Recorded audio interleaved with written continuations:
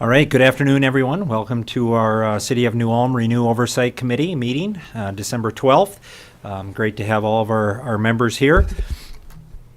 Let's get started on our business. We have a pretty full agenda, so I'll try to manage our time well and get through, hopefully, all of the agenda items in our work before us today. First item of business for today was to review and approve the October 22nd meeting minutes. These were sent out in advance in the packet. And I would look for any recommended changes, corrections, or an approval of the meeting minutes for October 22nd. I'll offer a motion to approve. Okay, we have a motion. Second. And there's a second to approve the meeting minutes from October 22nd. Any more discussion on the meeting minutes? Hearing none. All those in favor say aye.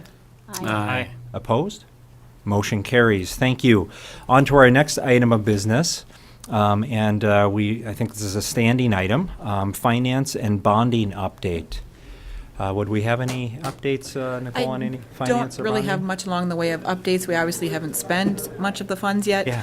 I did learn that we really are, there is a 24-month spend down that we should be meeting, but since we're not earning a high enough interest rate, there's really no penalty if we don't meet those spend down requirements. We'll just have to watch the interest and make sure. And if anything would happen, then we would just have to pay in any interest above the arbitrage rate. Yep. So. Makes sense. Makes sense. Okay. Any questions on financing or bonding? I think all of this has been good news over the last couple months. So, hearing none, I don't think there's any action to take. Again, as we look at the agenda, for those that are in attendance here, the next section here, project updates on Johnson Park, Herman Heights Park, the Recreation Center. And again, I think the main part of the agenda and our work for this afternoon is related to the proposals for services for the Rec Center project. So we will have guests here to present, 2 companies for the construction management, 2 for the architect and engineering. And we'll try to manage that time well and reserve time to discuss those proposals on the back end and hopefully make a recommendation for selection of a construction manager and architect and engineering service firm. And we also will have an update on the Dome project and discussions that are ongoing there. And then I have a few questions for the committee as it relates to the scope of the rec center. So that is the remainder of the agenda, and I know at least one member needs to leave at 5:30, so we'll do our best to be done by then.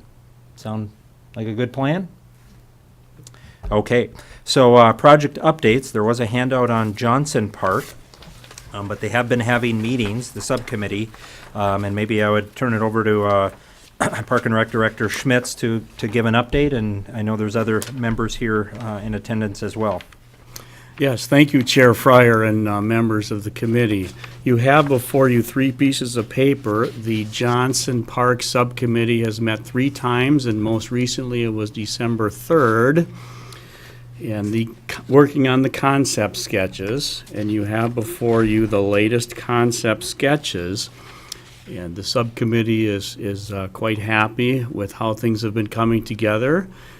And if the Oversight Committee here agrees with the concept sketches, I would say that action would be appropriate to approve the concept sketches and forward them onto the City Council for their final approval in order that we can direct the architectural firm to begin with construction documents.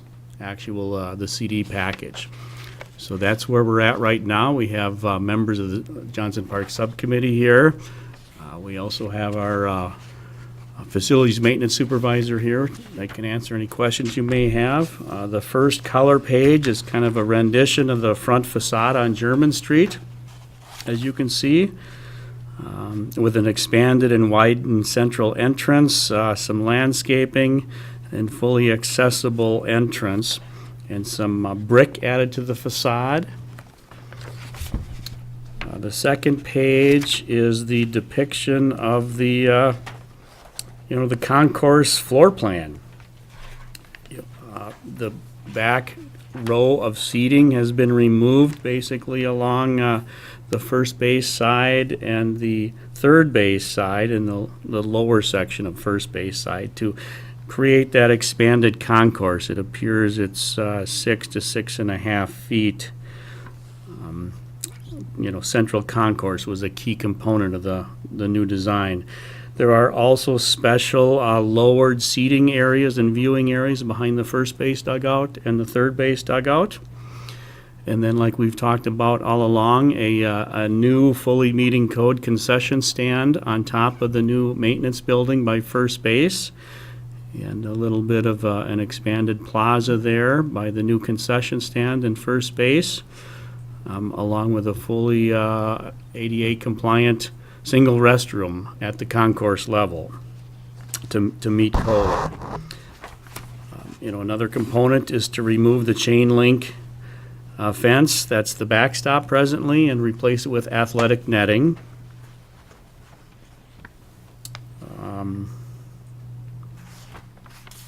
So those are kind of the highlights in the main elements. The third page shows a close-up of the concession stand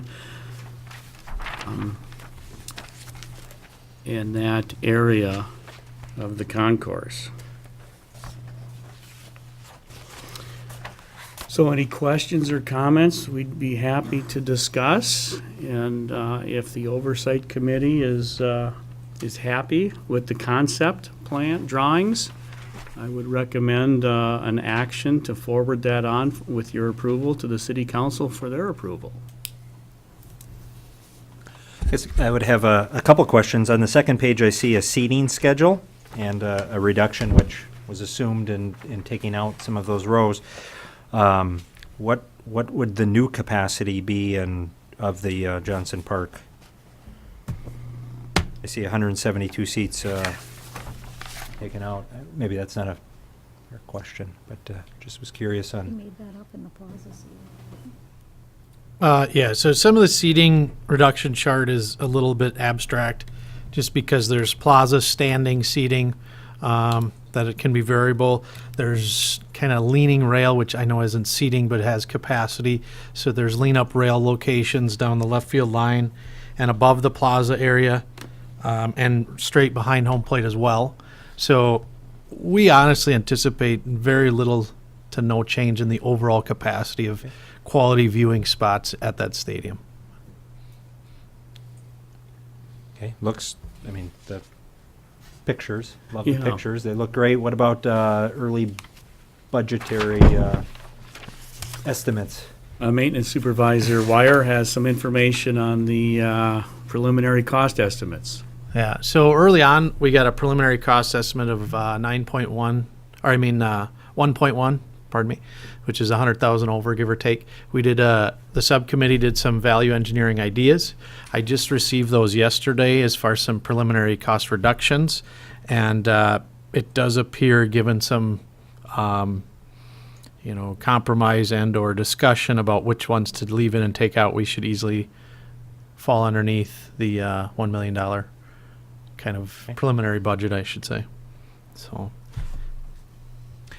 Okay. And just to reiterate that again, there was a small 10% contingency included in that preliminary. So we're still under with a 10% contingency. So. Great. Other questions from the committee or comments related to this project? Back to the question about seating capacity and so on, I want to point out that there were some seats are presently in the old stadium that don't really have reasonable sight lines behind the dugouts. And this new arrangement of plaza areas behind the dugouts will allow those areas to be quality viewing areas. Just want to make sure when this thing is all done and it's at max capacity that we don't lose too many seats there, so. All right. Other questions, comments on the Johnson Park project? Okay, so is there, I need to look at this. Do we have a proposed action sheet in here of recommending? Not an Conceptual actual actions sheet, no. Okay. But what I would like to, if the Oversight Committee agrees with the concept sketches, I would recommend a motion be made, seconded, and approved by the Oversight Committee to approve these concept sketches and forward them on to City Council for their final approval. Okay, well, it seems like we've met the objectives of what we kind of had drafted with RENU on this project. Is there support from someone to make a motion today? I'll make a motion to approve and move on to the city council. Okay, we have a motion to approve the concepts as presented and recommend them to the city council. I'll second it. Okay, we have a motion and second. Any more discussion on the Johnson Park proposal? Hearing none, all those in favor say aye. Aye. Opposed? Motion carries. Thank you. On to item B, Herman Heights Park. Director Yes. Schmitz? Thank you, Chair Fryer and the members of the committee. No action necessary for the Herman Heights Park project. We are very close to having concept sketches complete with our consultant firm Bolton and Mink. So I would anticipate our next Oversight Committee meeting to have those concepts presented to us. Things are looking wonderful up there with the relocation of Monument Street and the installation of parking areas.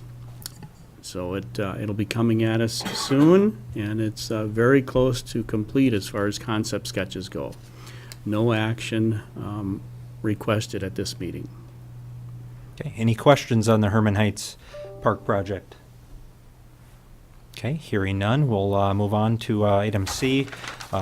One would be the presentations. I think I didn't see it formally under the rec center, but at our last meeting, there was discussion on the gymnastics program and partnership. Yes, And would you like to give an update on Yes. the meeting from yesterday. yesterday?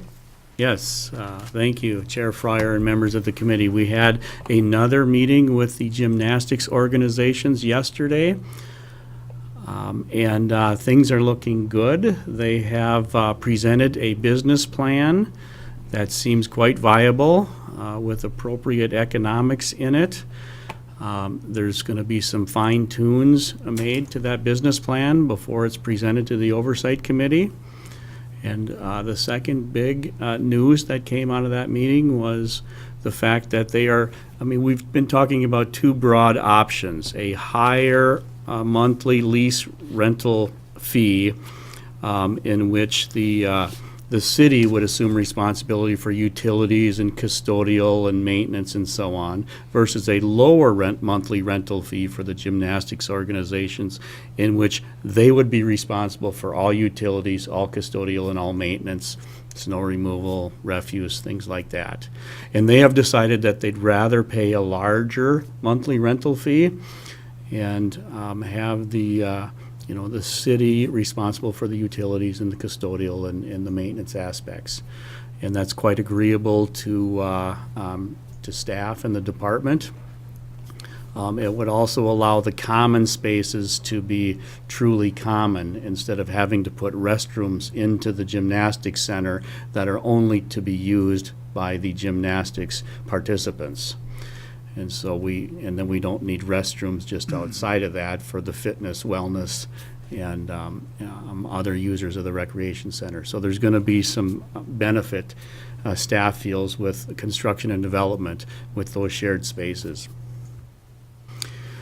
So I would anticipate our next Oversight Committee meeting to have, their business plan and, maybe even a presentation. We're working on a draft agreement, and then that'll, of course, go through our city attorney's office also. But we have agreed in principle orally to the major elements and components to an agreement. So things are looking very positive and good as far as that, one of our 7 projects. Any questions on that or the gymnastics? I guess, have they discussed any size of the facility that they're looking that they would like?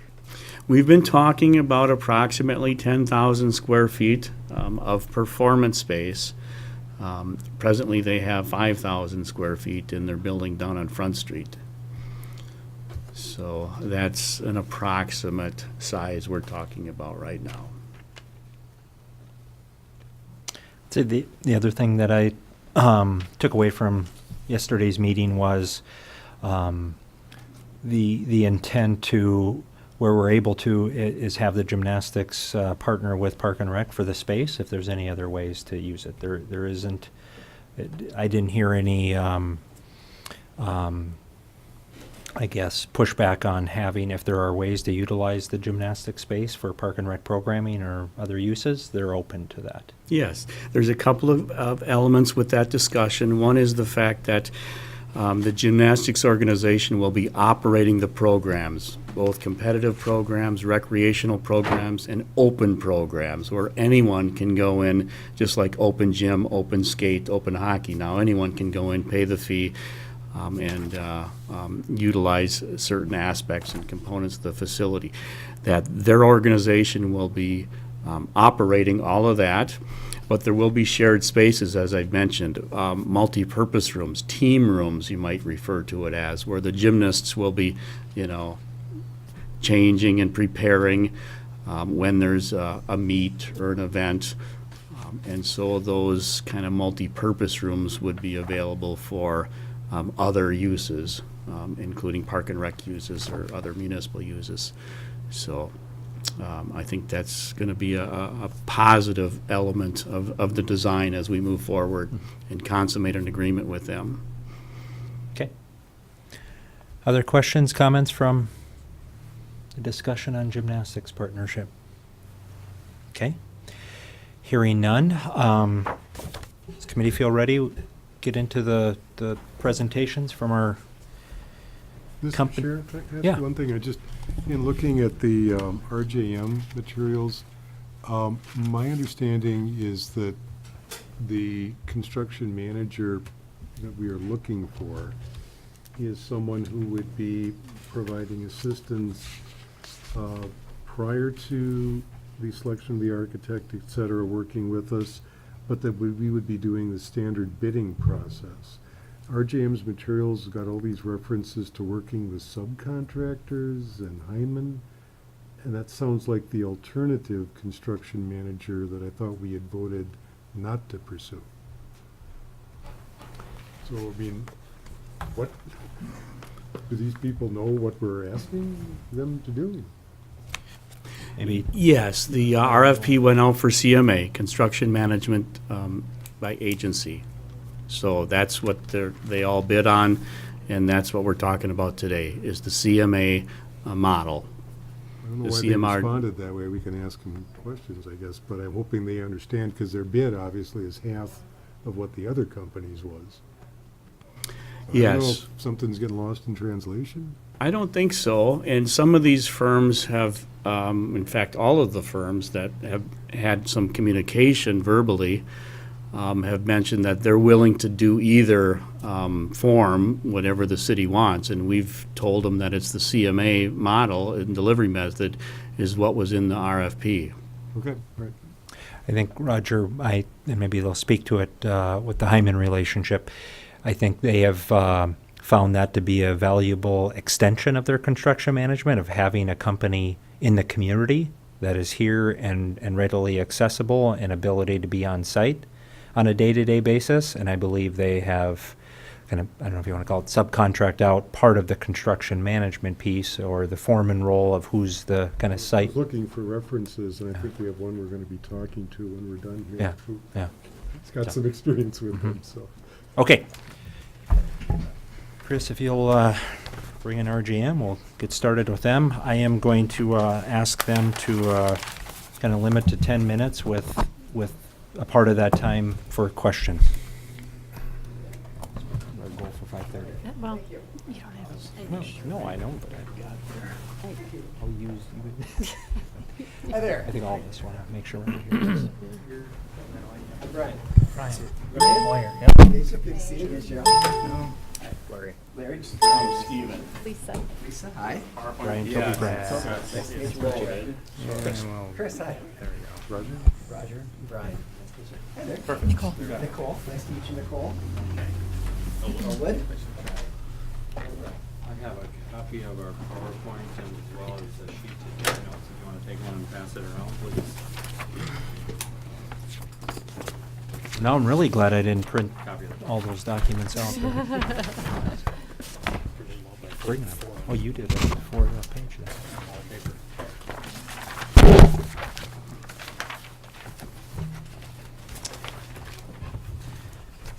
All right, will all of you be presenting, or Brian will Yeah, at a be certain just you? point. Okay. Yeah. Just kind of time check for everyone. So we have multiple groups presenting today, so I apologize if this surprises you, but we would be allocating about 10 minutes to each group to present today.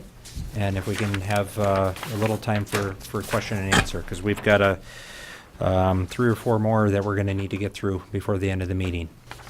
So if that's fine, we're ready. If you guys want to step up, whoever's going to be presenting, we are ready to hear why we should be selecting RJM for construction management services with our RENU Rec Center project. Well, great. Well, thank you for having us here. I think I'll start with introductions here as we get started. My name is Brian Recker, and I'm the president of RJM Construction and one of the business owners, and I'm very excited to be down here today. My name is Brad Barrickman. I am Vice President of our Community Market Sector. I will be the primary point of contact on the project from pre-construction through project closeout, actively involved in budget assembly as well as contract administration. Hello, everybody. I'm Chuck Dediger. I'm Can each of you come to the mic when you Sure, introduce we yourself? absolutely. Yeah, so I'm Chuck Dediger. I'm a senior superintendent with RGM.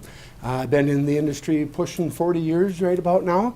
My major role in this will be specifically with the field staff and making sure that they're successful in doing their project. So that's what I'll be doing down here.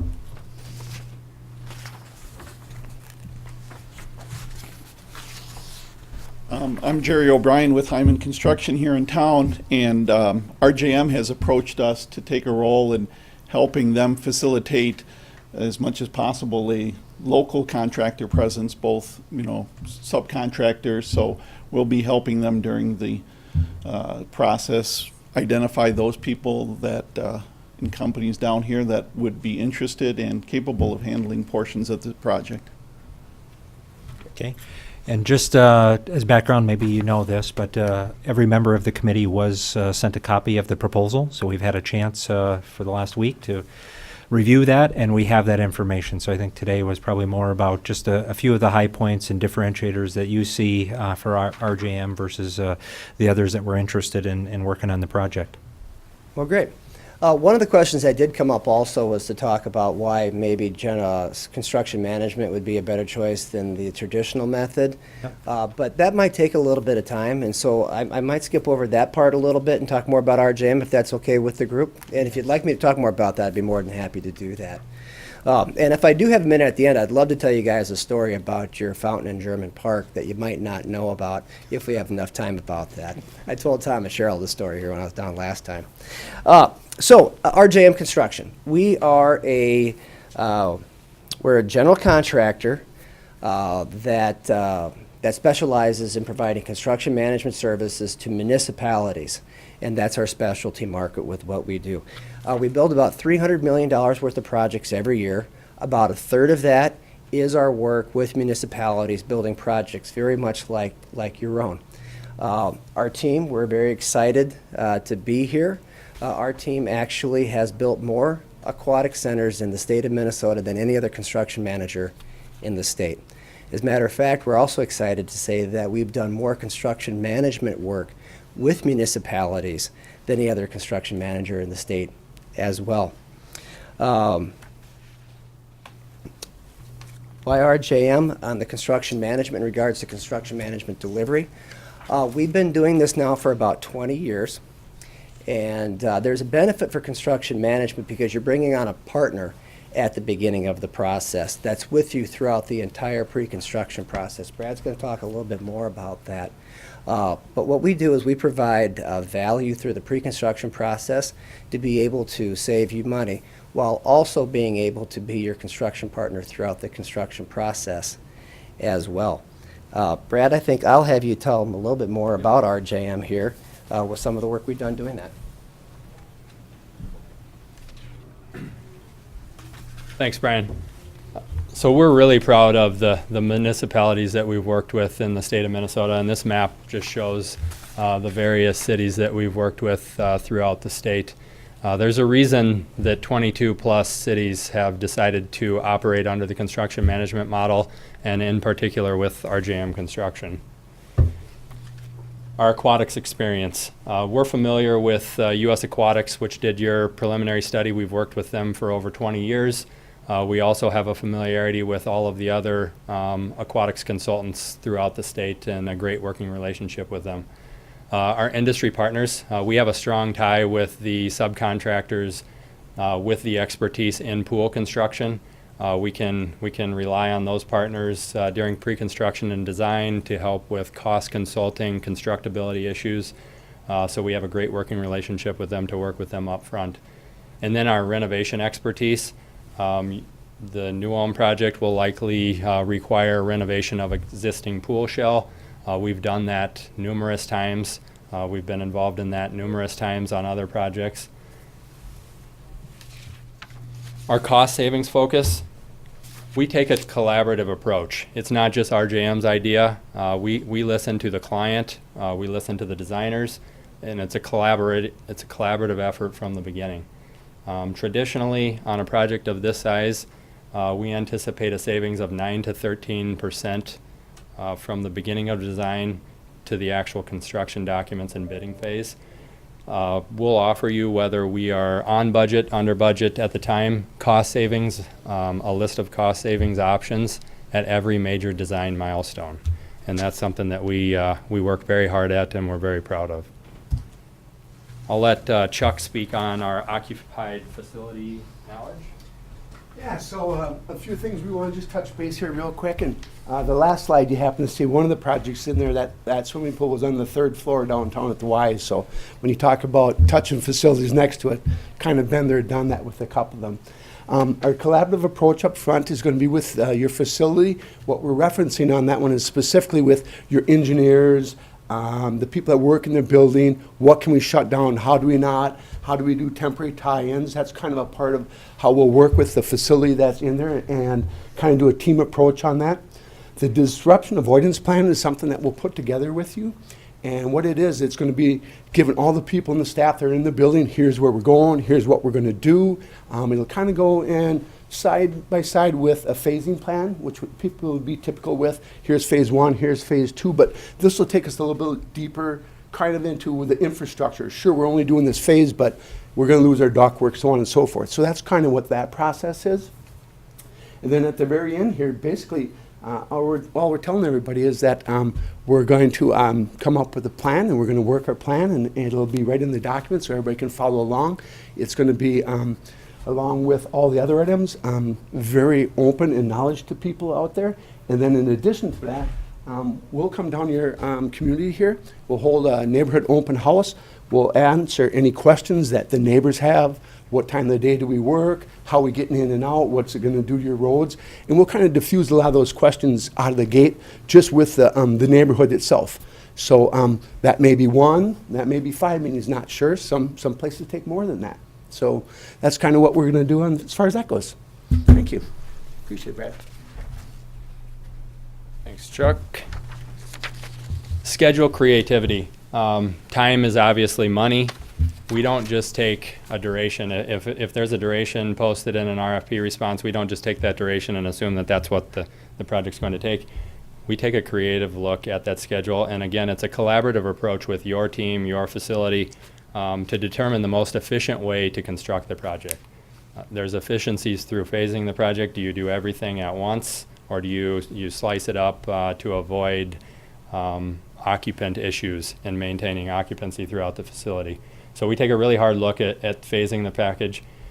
Bid packages, is there an opportunity to create a more efficient schedule plan by developing architectural bid packages.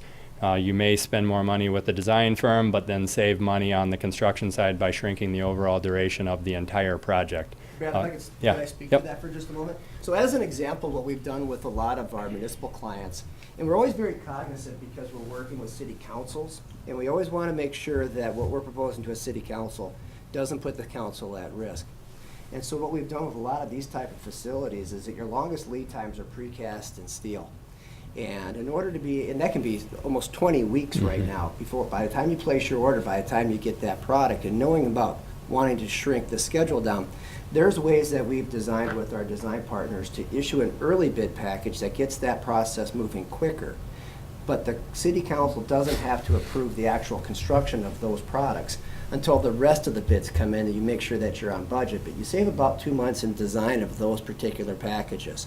And it's been a way that we've been able to shrink schedules down by not putting the council at risk and being able to move the project a little sooner. So it's kind of an example of Brad's talking. Good example. Thanks, Brian.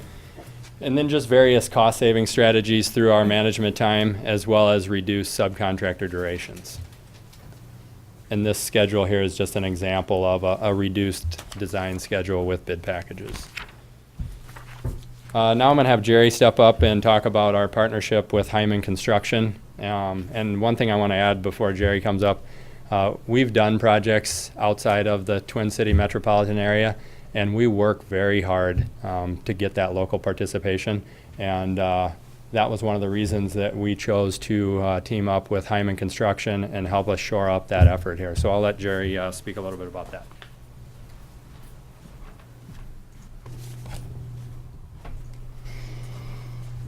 First off, we'll work with RJM to make sure, since this is being funded with taxpayer dollars, I mean, yes, they are coming from sales tax, but a lot of that is coming from the local people here, and we would like to see as much of this work go to local subcontractors who can provide a quality project at a reasonable cost. So we'll help RJM identify who those contractors are, make sure those people know when the bid documents are coming out, that they have access to RJM and the architect is clarifying any questions they may have, so we can act as an intermediary on those. Sometimes you have, when you have and this gets back to, why a construction manager, why not a construction manager. We've worked with RJM in the past up at the medical center in similar fashion as this will be done. We've done our trades work. We've loaned them superintendents at periods of time when they didn't have necessarily the right person to send down here. So we maintain the familiarity with the community while we're doing that. And we also know the quality of work they do, the type of people they have, and we can relay that to the local subcontractors. Once in a while, if they haven't worked with someone before, they can be a little hesitant to take on a job with someone they're not familiar with. Sometimes that hesitancy leads to a little bit higher bid price. So we can assure those people that they are working with a quality construction manager who can handle this job, and will treat them fairly too. So. Thank you.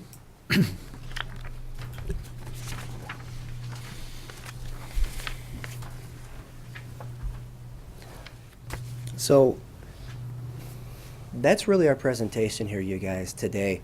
I would like to close with a couple items. One of them is that you've asked for us to propose on a construction management agency contract. We've done that with many of our clients in the Twin Cities, but we've been working with municipalities for so long now that we understand the process really better than anybody. And we've actually been able to develop what's called a construction manager at risk contract option as well. And in that option, it reduces the city's risk by having just one contract and by having a contractor that gives a guaranteed maximum price. And that becomes that one source for the city, one contract, and one point of responsibility to own the schedule, own the budget, and own the quality that's being done. We've been doing that now with many of our cities. We've Eden Prairie and Elk River, Forest Lake. We've got Hopkins, Woodbury, Fridley. So there's a lot of cities that are actually utilizing this delivery, and so we meet with city attorneys quite often to explain that process. If that's of any interest to you guys, we can help you through that process too, because we know it that well. As a city attorney, I might end up talking to you guys about that, but one of the things, again, I was looking through your materials, and the committee at this point, and I think the city, were looking at going through the standard municipal contracting process of getting this project out to a general contractor. I'm sorry, I didn't follow the last part of your question, Roger. Okay. The municipal contracting law, we've got a $7 million plus project. The understanding, my understanding of the committee and the intention of the city would be that this would be bid out like any other project of that type. Right. And so when I was looking at your materials, and there's reference to communicating with the local subs and all that, that's what the people bidding on for the general contractor contract would be doing. Okay, so I'm glad you asked that question, that I can clarify that process a little bit. So as a construction manager, what we would do is there's no general contractor involved with the project. How we help save the city money is we develop individual bid packages that each trade bids on and provides their bid directly to the city. So there'll be bids for electrical, mechanical. See, for we were excavation. aware of that alternative, and my understanding is that the request for proposals were not going to be using that. And if that's the entire way you guys are coming into this, unless I'm wrong. But my understanding was that we had considered that approach and we were not going to be doing that. Correct? Thought we were. Fundamental I difference. thought we were, so I know, Yes, Ryan, you had worked on this. The agency construction management delivery method does require us to carry the contracts individually with the subcontractors. The construction manager at risk model is them carrying all the subcontractor contracts. The agency model is what he's referring to. Okay. My understanding is that when we were discussing bringing this in as a construction manager, Mr. Gramitz had talked repeatedly about having someone who could work initially with the architect to try and save some money on the design, who could also be involved on site, but that this project would be set out, advertised for bids, and general contractors would bid on it, they would arrange the subs. We would not be using this method. So if I could offer some of the benefits for the reason of what they're speaking of as far as that agency delivery method, is that when we bid out those individual packages and they go straight to the city, if you have a construction manager and you also have a general contractor, that general contractor holds those contracts and then they mark all those contracts up with their fees. And so a construction manager then has the fee to oversee that, and you're paying more than what you would want to pay by having the agency construction manager delivery method. But you also have one person who's responsible for the project. So you don't have multiple subs pointing the fingers that the electrician wasn't in and the plumber wasn't in. No, your drywaller wasn't in, it's not my fault.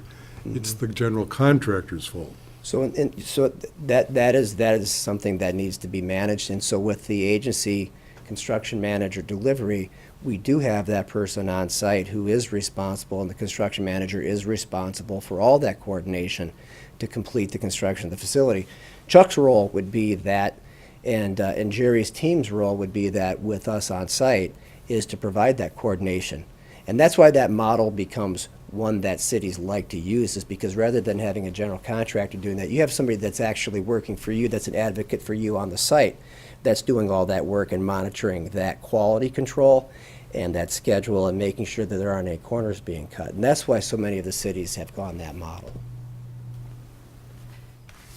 I remember it like Roger is kind of stating it, that Yeah, we I were going to frankly we were don't going to hire understand that how we got person here. to be our representative because we didn't have in-staff on-site all the time to be managing that project. And that's what we were hiring for. And then we were going to have then a construction. Oh. Yeah, that's how I remember it also. But So the proposal for me is what I thought we were getting, but the discussion I remember was, did we want them hired early? Or at the time construction was gonna happen and we were interested in the pre-construction, making sure they were with the architect, and they were gonna be helping us put the bid packages out and basically manage the project, because this was gonna be too much for us to do internally. And that's what's been, at least, And that's the service that Yeah. the cities that we work with ask us to do for that very reason. I think there's one other minor detail of the old general contractor model that, if we're getting into this discussion, when you bid it out to a general contractor, he gets all these subcontracted bids. So he will choose who he chooses. We would have no control over who that particular plumber was, because you're gonna bid out a project total through them. So obviously they still have to get a low bid, but as far as quality of a subcontractor, we lose complete control of all of that. Is that accurate? In the old, kind of the older traditional model, I should say? It is. And so you lose control in regards to that on-site management of that project. But on the other part too, you guys, that you have to think of is that as a city, you have bidding statutes that you have to follow, which means if you bid to a general contractor, you let that package out, and you get 4 or 5 bids from general contractors, the city's going to be obligated to choose that low contractor who provides that low bid. Not necessarily. Most of the time, that's correct. There are factors that can come into play where you don't have to select the low one. But normally, that's correct. Normally, that's the case. I agree with what you're saying, Roger. So 99% of the time, the low bidder gets selected that provides the bond, unless there's something that's quite compelling to not award that. Part of the struggle with that is that just because that contractor is the low bidder doesn't mean that that contractor is at all qualified to be providing you construction services for a project so complicated as an aquatic center. And so sometimes cities have had trouble with people that were the low bid but not qualified to do that, with the quality of the installation, the understanding of that complexity, and the ability to be able to provide that, of which they've done. As an example, with RJM, we've done over 50, as our team, over 50 aquatic pool projects. So there sometimes is a concern in quality and experience level with that general contractor bidder model. are there questions on the fee? I mean, Roger, I know you had noted as we were coming in here, just making sure we're able to, as you guys can imagine, when you get multiple proposals, trying to make sure you get apples to apples comparisons. And you did have a section here on fees, and there was one section, pre-construction bidding, project reimbursables, and then construction manager fee. Could you explain each of those categories a little bit more as well? Sure. So the fee is the function of the percentage of the overall project value. That's just basically the margin on the project for us as a company. The pre-construction cost is the cost that we would have as far as our team working with the group at the beginning of the project during design to ensure that we are staying within budget and getting ready and issuing and bidding the project on behalf of the city. The reimbursable costs are those project direct costs that are often just part of the construction, the oversight, and the people that are on site. Okay. Are there other questions for the representatives of RJM as it relates to their proposal? One more time. Roger, are you okay to move forward here? I'm not Any sure more where questions? we're moving, but no, we can certainly move forward. Yeah. Okay. All right. Well, thank you for making the trip down here in person, being available for questions, and making the presentation to us. I appreciate it. Thank you. Thank you.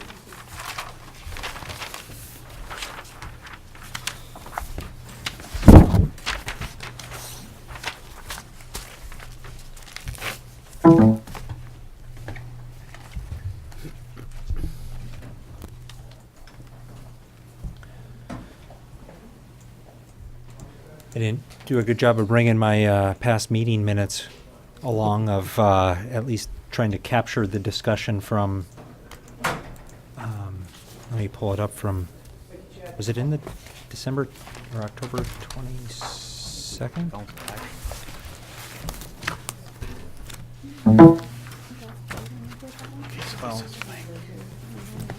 Maybe I'm not understanding the full process. like because they don't- Talk to Olet about that, and Roger can pull it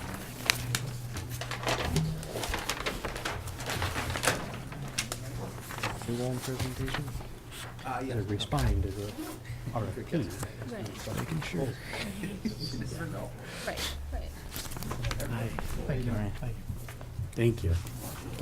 Thank you. It's okay, we can share if we need to. Okay, thank you.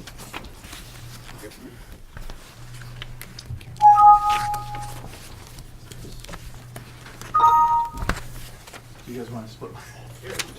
You can have it. Oh, okay.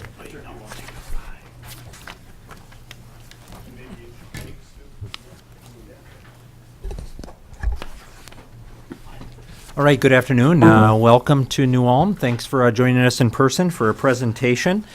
If there's going to be any introductions or whoever may be speaking, if we would just ask you if you can step up to the microphone so that everyone can hear you, and that's the best way for us to capture it with our video that's being shared as well. So just want to make sure we're on the same page with the time check. We are only able to allocate about 10 minutes. We did receive a full copy of the proposal, so everyone's had that in advance, was able to review that. I guess we're mostly interested in some high points and kind of differentiators from your standpoint of why going with Wank would be in our best interest for this project for the Recreation Center.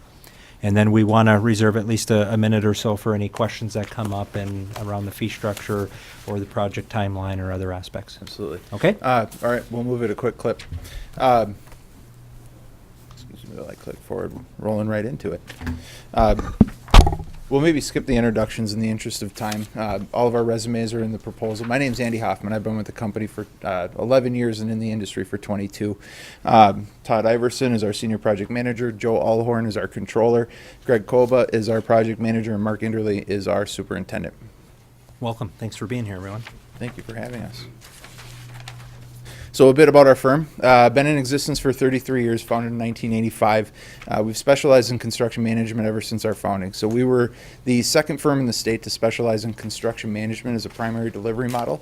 And to date, we are not the oldest firm who provides that service, but we have been focused on it and specializing in it for longer than anybody else in business in the state. Being one of the first, we developed a lot of the means and methods behind how construction management works in the state of Minnesota. We've completed over 400 public buildings in the state as a construction manager, either as at-risk or as advisor. And those 400 buildings make up more than 15 million square feet of public space in the state of Minnesota. And then the bottom bullet is this is what we do. We complete on average around $100 million a year in construction volume as a construction manager. The average project size is $7.5 million out of that. We've done projects as small as actually, Todd worked on one for the city of Chaska not long ago that was $11,000. But we've also done contracts as large as $140 million. So we hit a broad spectrum, but the average is $7.5 million. And then at the bottom you can see, I think all these clients are within the past 5 years. It's not all of our clients, but some of the more relevant ones. Why CM? So this is geared more towards CM as advisor. Like I mentioned before, we do provide CM at risk. It's something we're doing right now, actually, with one of the groups that you're interviewing. We've got a CM at risk contract. But we focused on CM as advisor because that's what the RFP was initially for. But we can absolutely have a conversation about the difference between the two at a later date. So why CM? Every city's got a different reason. These are just a couple of the primary ones. Pre-construction services compared to general contracting. They exist as opposed to not existing. Somebody who's doing your cost estimates for you, someone who's planning around obstacles and occupancy needs and things like that during the construction phase. Also cost savings. There's a considerable cost savings. We advertise between 3 and 6% typically, but the fees are a little bit lower, especially when you're serving as an advisor. There is no overhead and profit markup on the subcontractors that is usually put in place by the general contractor. Pre-construction involvement leads to value engineering, where we're able to produce cost-saving measures before we go out for bids. And the biggest one, perhaps, is the city gets to keep all remaining contingency at the end of the project. And I know you've got a lot of other projects that you want to complete with the money. The one very set in stone bucket, as I understand it. And we hope to provide savings so you can hopefully fund those or additional projects in the city. Phase bidding is another one. To expedite completion, oftentimes what we'll do is bid work in 2 different phases, with the first phase consisting of things like foundations, long lead materials, precast concrete, structural steel. You can bid those while the rest of the building is still being designed. I mean, you can pick out the paint color, the wall finish, the carpet type, all of that while we're in construction. Start the long lead materials, get in the ground 3 months or so, 2 to 3 months before the final design's completed. Bid out the balance of the work and just continue trucking. It doesn't shorten the construction schedule or the design schedule, but allows the two to overlap by 2 to 3 months, which would shorten the overall time frame from the day you execute a contract to the day that the building is in use. Local participation is another benefit. Using a construction manager, each trade gets its own contract, so these are smaller dollar figures, things that local or smaller contractors can typically bite off. They can get the bonding capacity because that's a challenge on larger contracts. Also, there's no general who comes in potentially from out of town or with their preset list of favorite contractors that they're going to bring with them. It's open to everybody. The lowest bid wins. Public bid law prevails. So anybody, and typically the locals are lower cost. They don't have travel time, they don't have per diem, things like that. They can be more efficient. Also, they typically provide a better end product. They take more pride in ownership. When it comes to warranty, they're right down the road as opposed to trucking somebody in from St. Cloud, things like that. And then the last reason on the list is owner's representative. As your construction manager, we are purely an owner's rep. We take no financial gains from change orders. Actually, they cost us time and effort and money.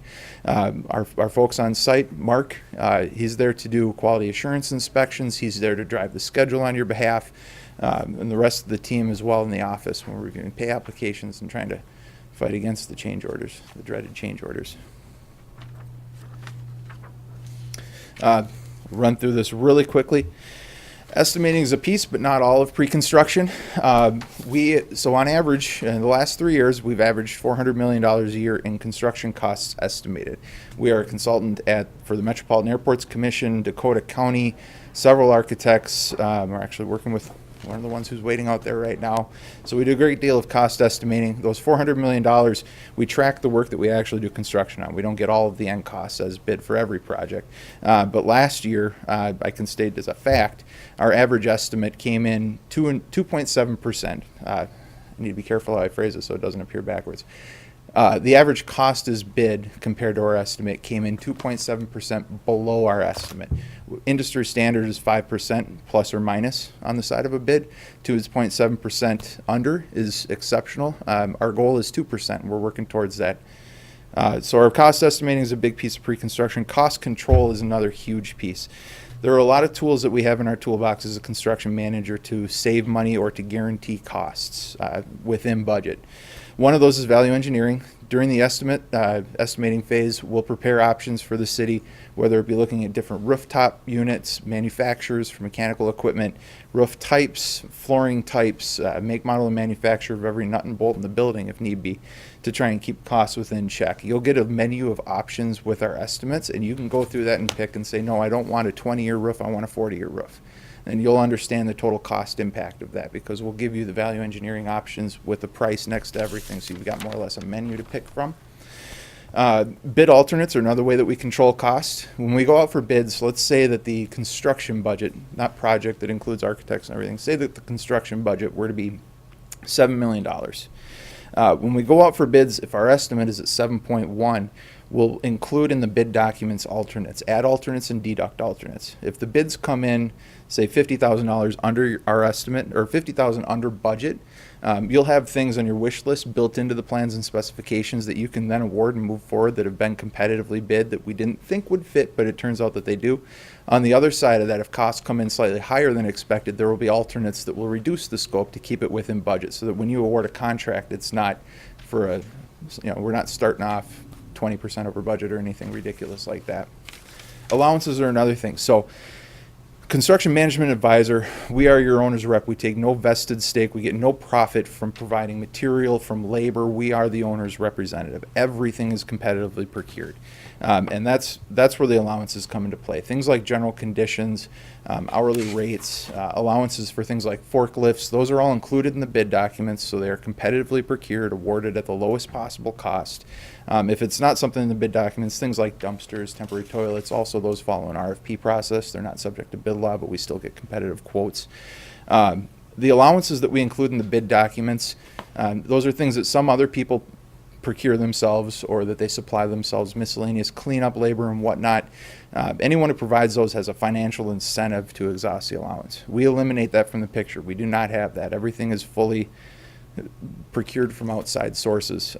So we pride ourselves on the amount of money that we can allow cities to retain once construction is over, and the allowances are one of the ways we do that.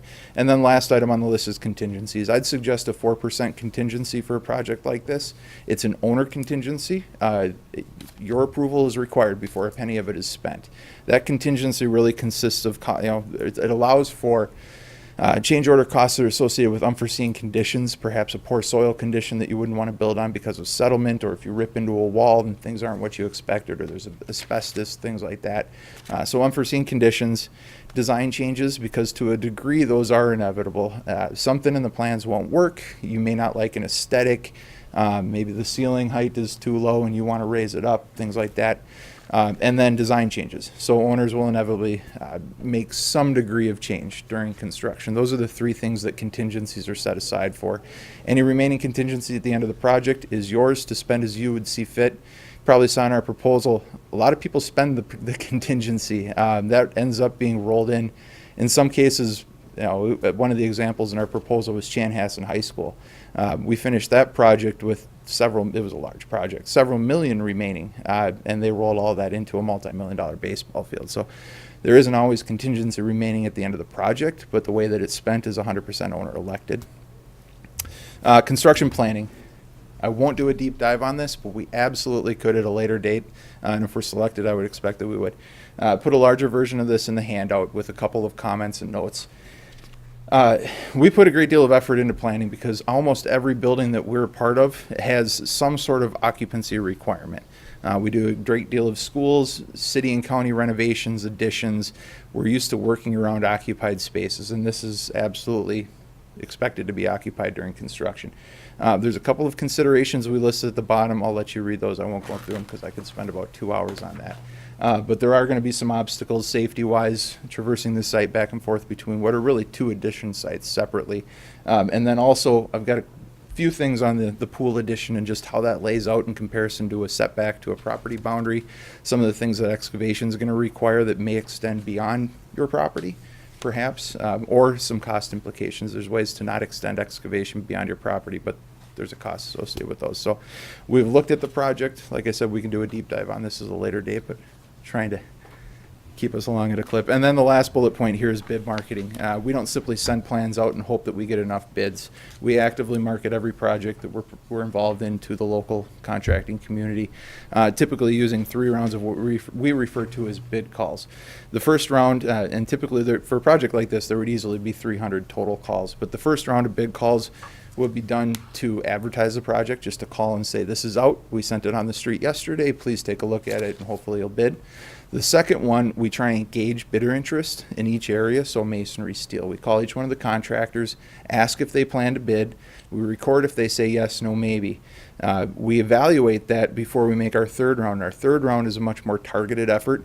If we've got an area where we're expecting 1 bid, we know that's not sufficient. You're not guaranteed the lowest of any type of cost in that type of situation. So we'll target specific areas to make sure that we get hopefully between 3 and 5 bids.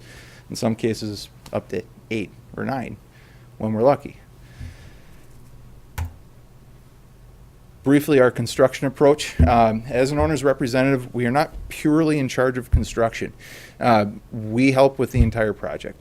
Our budgets and our schedules are not strictly construction schedules. When we do a schedule, especially in the beginning, it will start with a pre-construction schedule that sets out milestones, not only for ourselves, but also for the city when it comes to bidding, bid advertisements, also for the architect, design timelines, because keeping on schedule is not something that only happens during construction.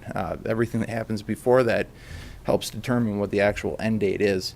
So our schedules will run from the pre-construction phase, from the day of the contract, all the way through the 12-month warranty punch list. We come back a year after construction to do another punch list to make sure that everything's still operating properly. Same thing with project. We don't just track project or construction costs. We do track the construction costs, but we also track owner costs, so that when you look at our budgets, you see the number. The construction number, in most cases, is totally irrelevant.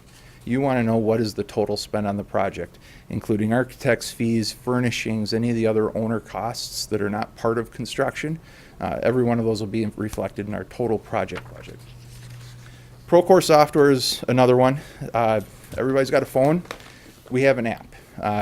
The Procore app it's a cloud-based technology. Anybody in here, all the stakeholders can have access to it, and you can gauge who has access to what areas. But in real time, you'll be able to access schedule updates, the most recent project photographs.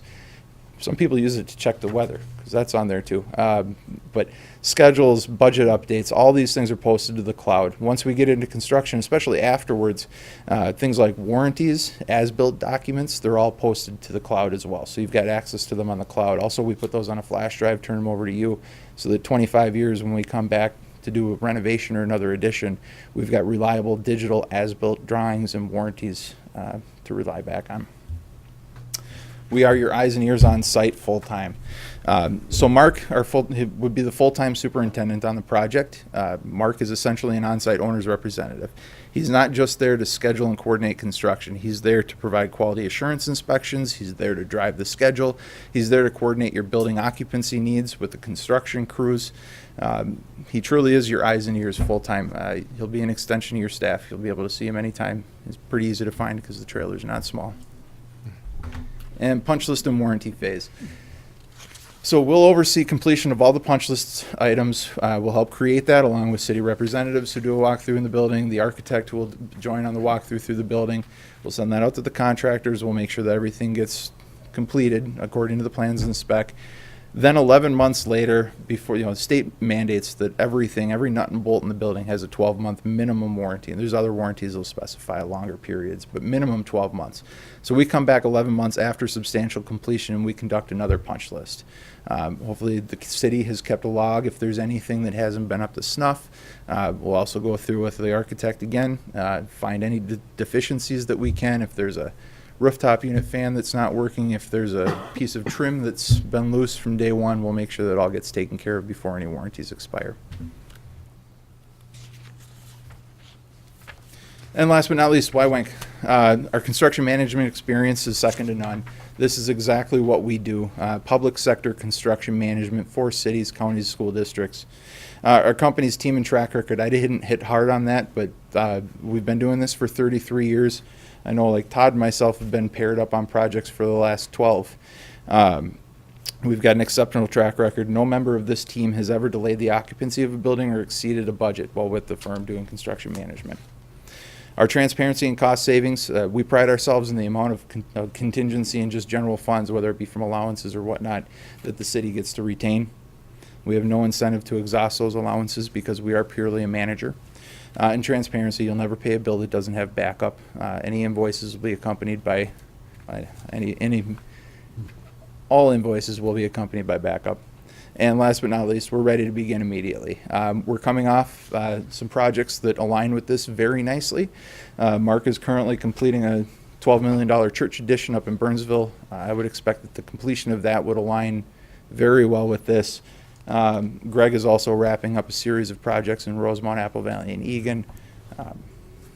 Todd is actually working on Prior Lake High School right now, building a field house that's about to break ground, but would only have a couple of projects that overlap. So with that, I hope I did all right on time. Thank you, Andy. I talk much faster than I usually do. My throat's a little dry now. You covered a lot there. So why don't we open it up for questions from the committee, Randy or the team here, related to the proposal and overview of Wink?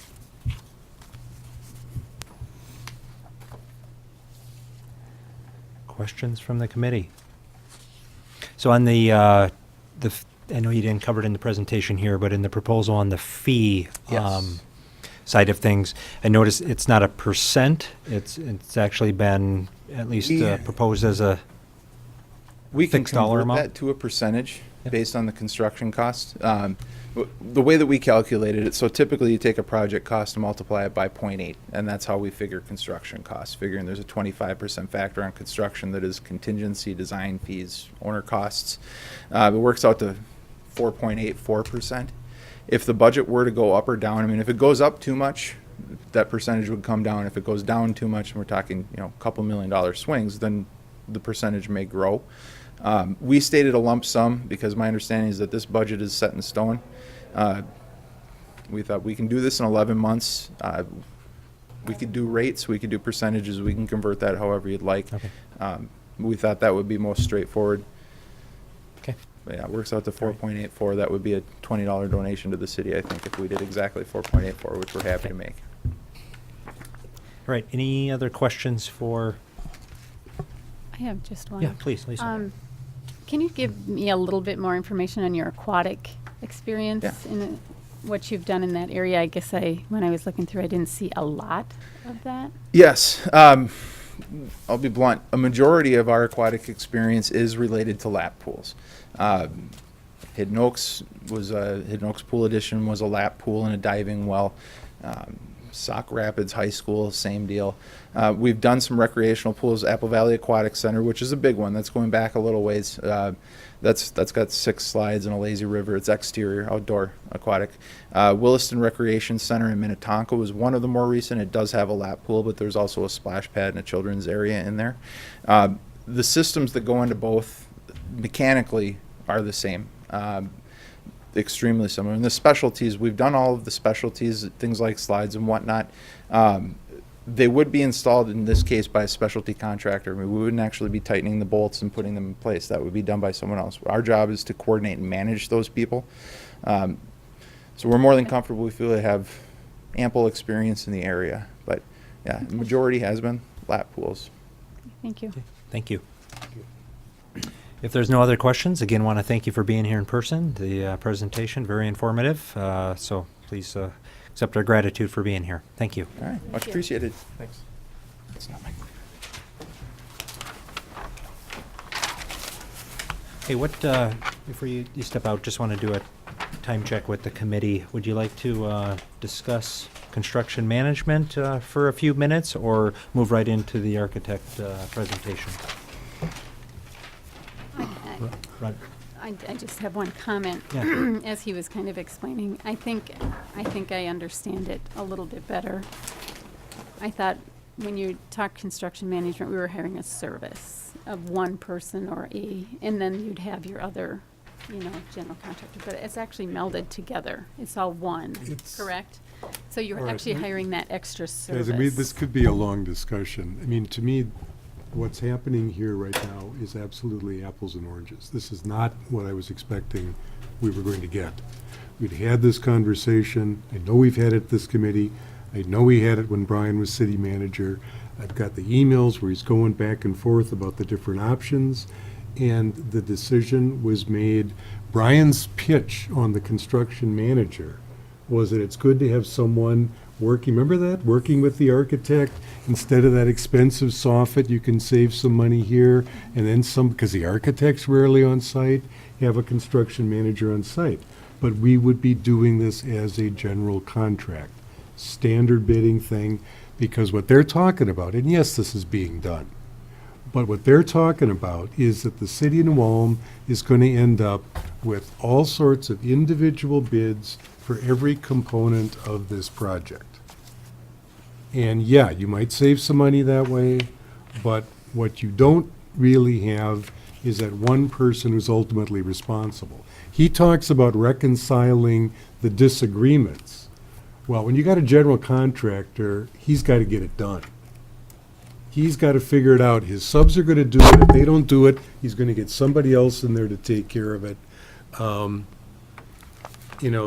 That's not what we're talking about here. If you want to go this way, that's fine. But this was not my understanding of how this $7 million plus project was going to be handled. And I don't know how that changed. When you have your construction manager, you know, especially on site, and if you hire a general contractor on top of that, you're duplicating efforts because you're going to have two on-site managers. You're going to have, you know, kind of duplication of efforts on site, where if you have a construction manager that bids everything out and is actually managing the project, you know, getting the bids, knowing what we need to do, and they're part of that, that's where we're going to save money, and that's where their expertise comes in to help us. Because, you know, you have Elwood, you have Ryan, you have two people that have expertise in the area, but they're not experts managing an entire construction site. And so the way it was bid, or the way it was set out in the RFP was construction manager agency form. And, you know, what we were talking about before was CMA or CMR, you know, was my recollection of how those conversations, and everyone's bidding. All the bids we got in were for CMA, where they are going to go out, they'll bid everything, they'll have an on-site rep to manage the project 24 hours a day. When there's construction going, there's someone there to manage on our behalf. So Elwood and Ryan just don't have to sit there and, you know, be part of it. So they'll. Well, I mean, Elwood and Ryan have got, I mean, you're the boss, they've got their jobs already. Yeah. They've got things they're supposed to be doing Yep. full-time. And neither of them is, you know, going to be overseeing a $7 million aquatics project. And that's. Yeah, we would have a general, but again, the whole notion of bringing in the construction manager was brought into our discussions to try and save some money, but to do it with the architect, and then to try and kind of oversee what the general was doing.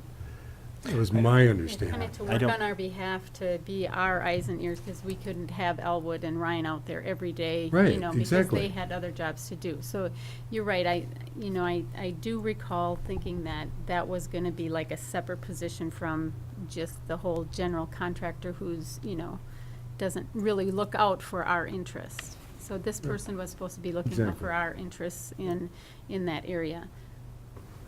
But This is how I mean, given this arrangement is what we've used for as many projects as I can Understood, remember. But you're not subject to the municipal contracting law, No, for one well, thing. but I'm okay? guessing, so I'm not surprised sitting here today with the Yeah. proposals we have and how they were crafted. They're responding to the RFP the city sent out, of what we've asked for in the RFP, I assume, is Yep. how they submitted their proposals. And I remember the conversation, are we going the general contractor route, or are we going the construction manager route? And we decided, that's what I remember, Roger, respectfully, that we chose to go the construction manager route and not the general contractor route. And Elwood's shaking his head, and others. I think we're at the point where not did. everyone. I That, to think me, I that's- must have missed that meeting. So- I do not recall that. I think all. that's right, but I think my vision of what that was is more like Roger is explaining it. Because they're very hands-on. The example of subcontractor didn't do X, Y, or Z, didn't show up, you know, whatever happened with either the schedule or the quality of the work, they are the one functioning as our rep, making sure the work gets done on time, on schedule, and if not, they don't get a lot of work because they're not delivering the service they Yeah. promised. My understanding was that we were fully going construction management, as Toby just mentioned, and the decision was between CMA or CMR, whether the city owns all the subcontracts with the CMA, or the construction manager owns all the contracts with the subs, and, you know, they're not held with the city. Either way, all those bid packages are publicly bid, you know, transparent and so on. So I think, you know, we went with CMA because we thought you wanted to hold all those subcontracts with the city. No, the one thing we didn't want to have, my understanding was that there was going to be a general contractor Yeah. who was going to be doing it. Yeah, that's not my understanding. Absolutely. No. That's definitely the way I thought it, because I did not want the city of New Ulm to have to enter into dozens of different subcontracts with every subcontractor, every material supplier, and Right. now it's I know. our problem on every one of those. unless we decide at some point to go CMR and have the construction management firm hold all those contracts, and we have one point of contact, which is our CM. Well, I don't You think, referenced that. legally, we can't do that, okay? It's done elsewhere throughout the state, Roger. Not, Many not municipalities. if we're going to be bidding, and we've sent you the league materials on that. I got it from June. Okay? Yeah. Where they said that it's not going to pass muster as far as the League of Cities is concerned, because you're not following the municipal bidding law if you do it that way. So maybe I can, I don't know that it's going to help with the misunderstandings of the discussions in the past, but let me give you a quick oversight of the history of this industry from a construction management standpoint. Okay, you had the architect, the traditional model, you had the architect designing with the owner, and then eventually the architect made the bid package for the general contractor model.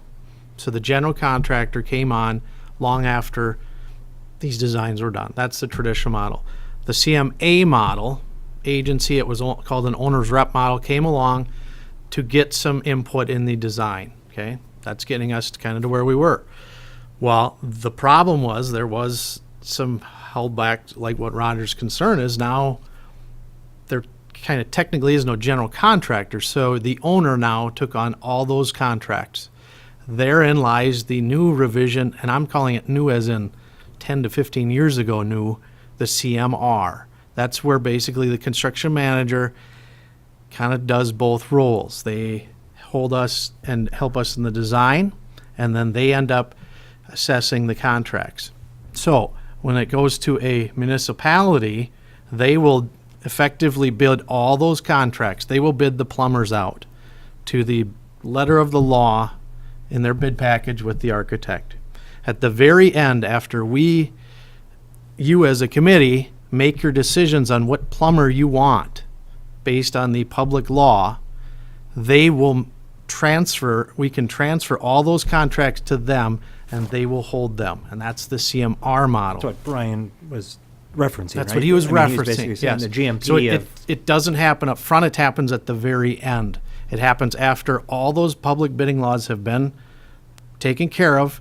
You can pick any one of those that you want, or the low bidder, the low plumber, HVAC, all those guys are your decision to handle, and they assess and take on the contracts and run the project basically as a general contractor, except their fee is done. There is no extra fee. There's no markups, because those, we've seen all the bids. So that's kind of where the market, that's kind of the history of it. Hopefully that helps people. I know it can be very confusing. It's confusing, very much so. Not going to say it's not. So I'm not saying that it can't be confusing, but that is the quick history of construction management. And I don't want to get into all that, but these firms, both of these firms, have done both models with municipalities in these contract transfers to get rid of the risk to the municipality. So, and on top of that, they're more than willing in our phone interviews or discussions, they're more than willing to sit down with Roger, with anybody, to discuss these things and make sure that those bidding laws are taken care of. Okay. Any other questions on the construction management services? Just, do we want to maybe go back and check what we voted on as a council in the last several months, just to review the minutes, Well, I so think just to this, clarify, Roger's ultimately, bringing up- we talk about the committee can recommend things. The city council is going to decide what's going to happen here. And if the city council isn't anticipating this, if they didn't approve this as the approach, I think it's something we should at least confirm, because something is getting lost in translation here. Of the two firms, with that, this isn't the decision-making body, but a recommendation.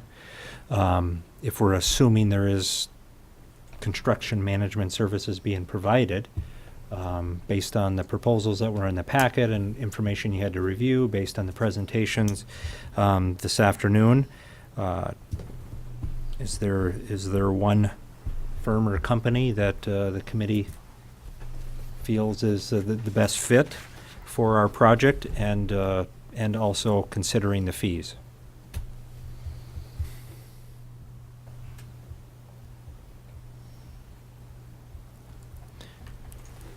One comment I had on the fees after I looked at it again is RJM had 3 fee categories.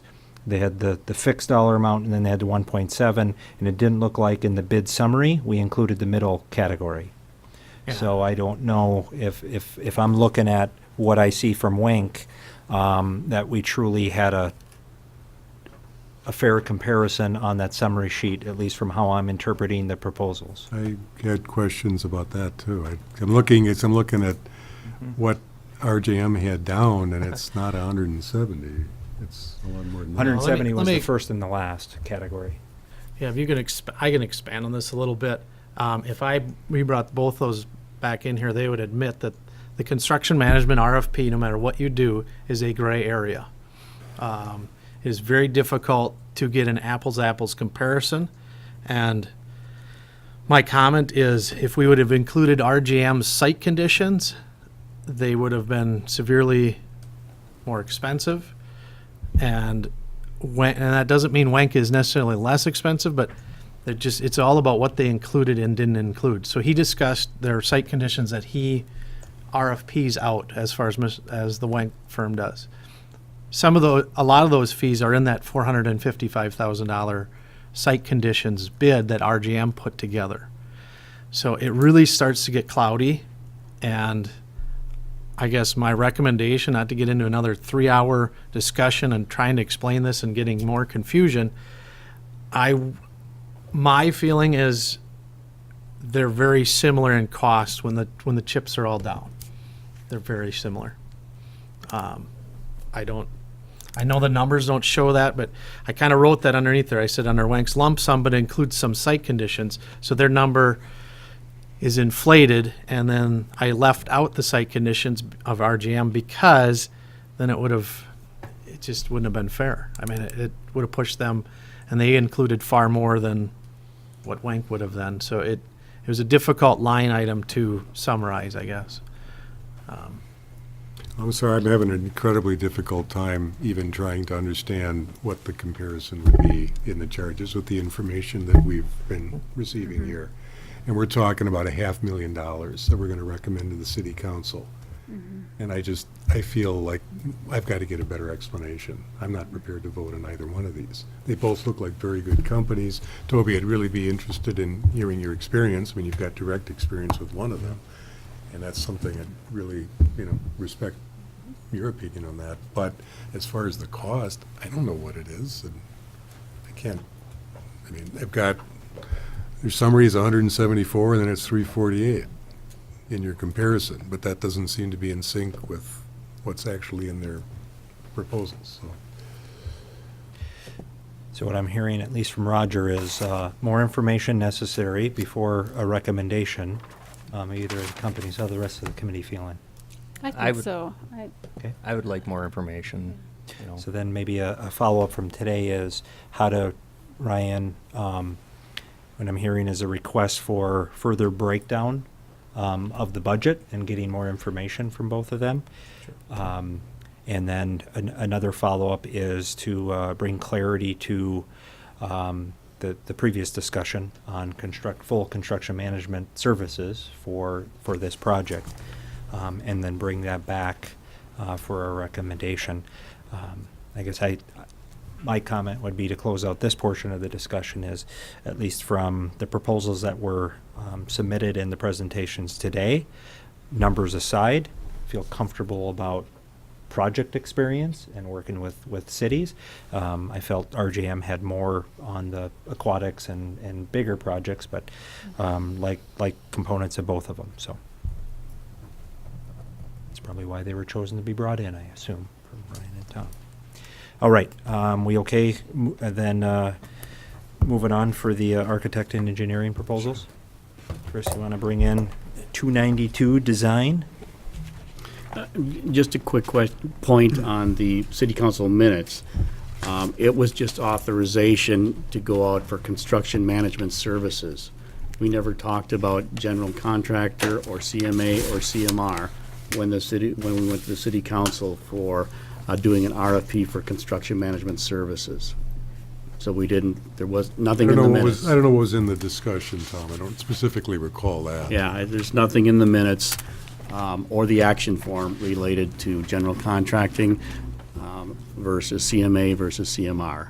It was simply construction management services. I would think with the city council part, you could go back and watch the YouTube video and get, because my minutes aren't detailed when I take them. Sure, They're pretty for high sure. level. Yeah. And even if you go back to the June 7th meeting where we talked about it with this committee, my minutes are very high level. That doesn't go into what, was explained, what a CM is or what people's comments were about it.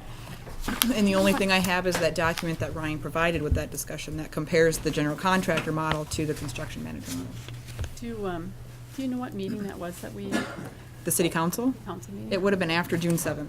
June 19, Was, yeah, the second meeting in June. All right, good afternoon. Thanks for joining us. Oh, my. All right, well, welcome. Look forward to your presentation. For any introductions or the presenting piece, if you would be so kind to step up to the microphone over there. That way all of us not only can hear you, but also those that would be watching at home. This is being video recorded. Thank you. For Reaching the dinner hour, so we thought you might need a little Thank you. energy to keep going. Thank you very much. Okay. So, We're gonna be one short, two short. you can give it to him probably and. It's the same thing.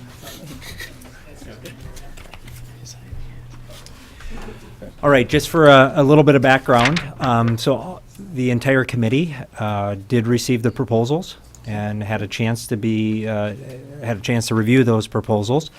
And I think today we were just interested in very high level, some high points of the proposal, differentiators for your firm as it relates to the project experience of what we're trying to accomplish with the Recreation Center. And my apologies, obviously you do know we're getting into dinner time, but we are asking for allocate about 10 minutes. I know that's very short, but just some high points and then leave some time for question and answer. That would be. okay. Okay, all right, thank you. Good evening. Well, my name is Mark Wenzel. As you probably saw in the proposal, I'm leading our team tonight with 292 Design Group, and I'm Mike Worley with Nelson Rudy and Associates. We're representing the mechanical and electrical and structural engineers. Okay.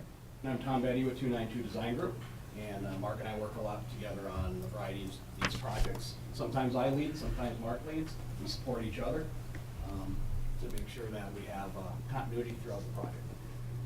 so 292 Design Group specializes in recreation facilities. It's a major part of our work. We've been doing recreation and community center designs for 25 years. This is a small list of some of the projects we've done. I can guarantee you will find no more experienced people tonight than the three of us here with recreation facilities, because all these projects were led by either Tom or I and our very experienced staff. See if I can make this work. Which way am I going here? You got it? Okay. Yeah. This is the whole team. Michelle and Eric were listed as project architects.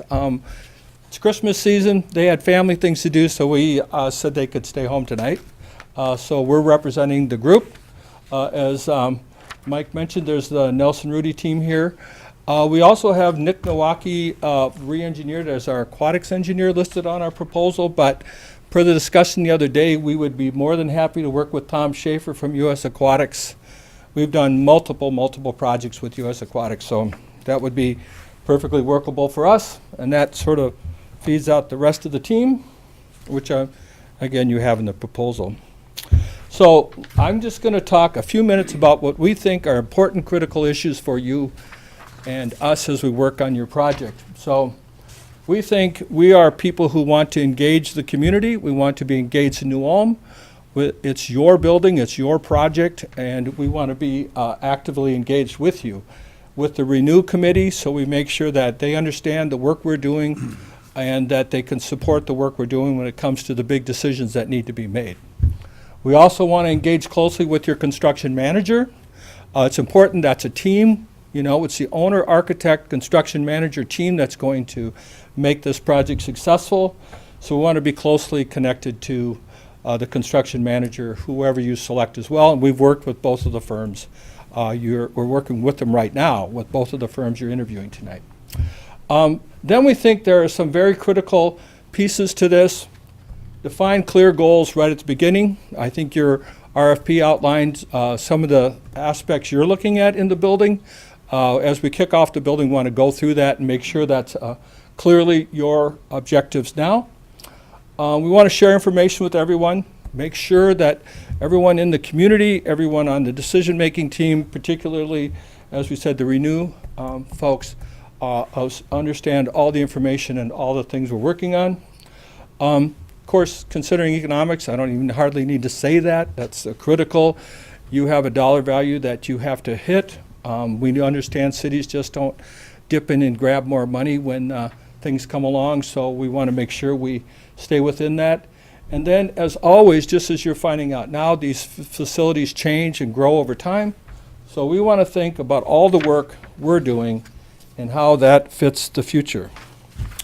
So we gave you the work plan in our proposal. I won't go through that with the short amount of time we had, but we think it's important that you have a work plan, a clearly defined work plan, and a methodology to work through the project. So this is the brief description of it. I think we had some discussion about timing, about how long this would take. We're glad to get into discussion with you tonight about that. What's the right amount of time for a project like this? When's a good time to bid the project? I think those are discussions that should happen. It's important that there's enough time for you folks who have to make the hard decisions to have the time you need to do it, for us to provide you with the information so you can do that. So every project has the right amount of time, and we just have to find out what that is for your project and make sure we define a work plan that fits around that. One of the things we do like to do, and I want to talk about tonight, is a design charrette or a design workshop. We do this in almost every community work in, is we come to town for a couple days. We set up shop, probably not in the council chambers, but in some space you have. And Tom and I and a couple people from our staff, Mike will probably join us for part of it, and we start designing solutions for you right there.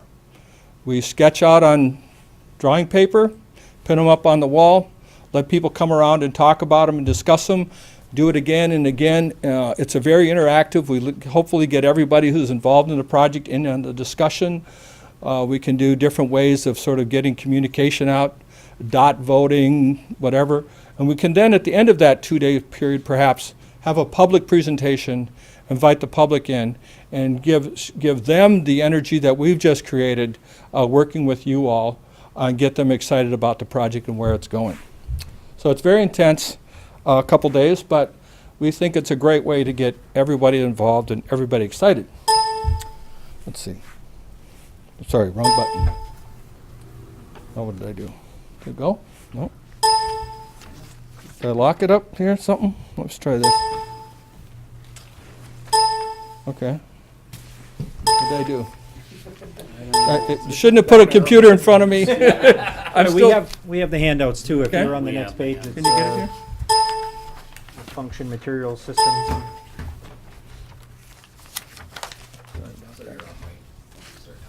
Okay, well, I'm here to represent your This one here if we engineering can. team, and Here Nelson you go. Rudy and Associates is their company.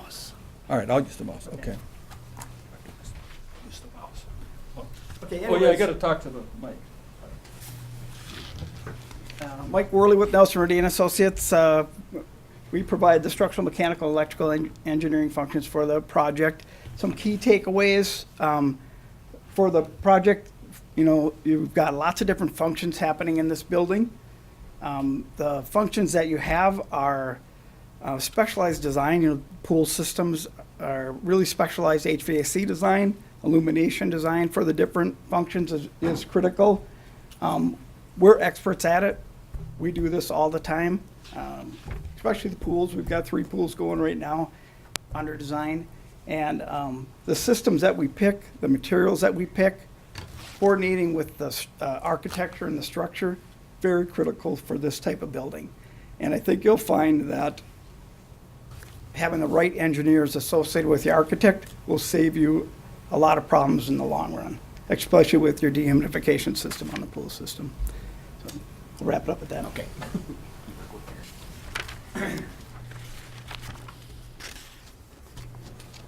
So, one of the things I just want to touch on is your project, and we need to tell your story. So as we develop schematic designs and ideas and visions for the project, how do we communicate that to, the greater community, your members, and everyone who's interested in the project? And how we do it is conveying by floor plans that have been simplified with, the spaces called out. But the big thing is a lot of computer graphics nowadays. And we like to show some examples of this. This is Chaska Curling Center, Curling and Event Center. That's the rendering up top. There's the actual built building. So there's not a lot of surprises anymore. And 20, 30 years ago, I would do a hand-drawn perspective and that was it. And people would be like, oh, now we're actually putting a brick on it and doing all those things. This is the interior of the welcome hall. So that's the rendering, and that's the actual photograph. So it's important that we do these types of things to help explain the project and to get it out in front of everyone. A few more. This is Shakopee. That's the rendering up above of the lobby, and then down below is the actual picture. So, kind of a nice way so people, the city council, everyone involved could really understand it. Another one here, the exterior of it ties in, really well. And then one thing I wanted to touch on is you have an existing building. Very well maintained. We walked through it. We looked at everything. It probably just needs a little refreshing and some energy and spaces. I think that's fair enough. I think these things have changed from when you built it to today. They're viewed a little differently. This was Shakopee, the upper left, the lobby, new lobbies, bringing natural light in, how we handle materials with, adding some warmth. The lower left, that was their makeshift fitness area.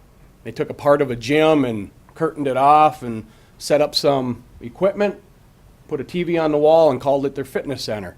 Well, there's a big drive for that, need for it. On the right is what we did, and we actually repurposed the existing ice arena concourse, cantilevered out some floor areas so they had views to the pools, and brought natural light and big windows from the outside. And Mark and I will talk a lot about natural light and windows. It's 5 o'clock, it's dark out. It's nice to see that people are in the building using the building. As much as it is for people to look out, it's important to see that, hey, these are community assets, they're being used, right?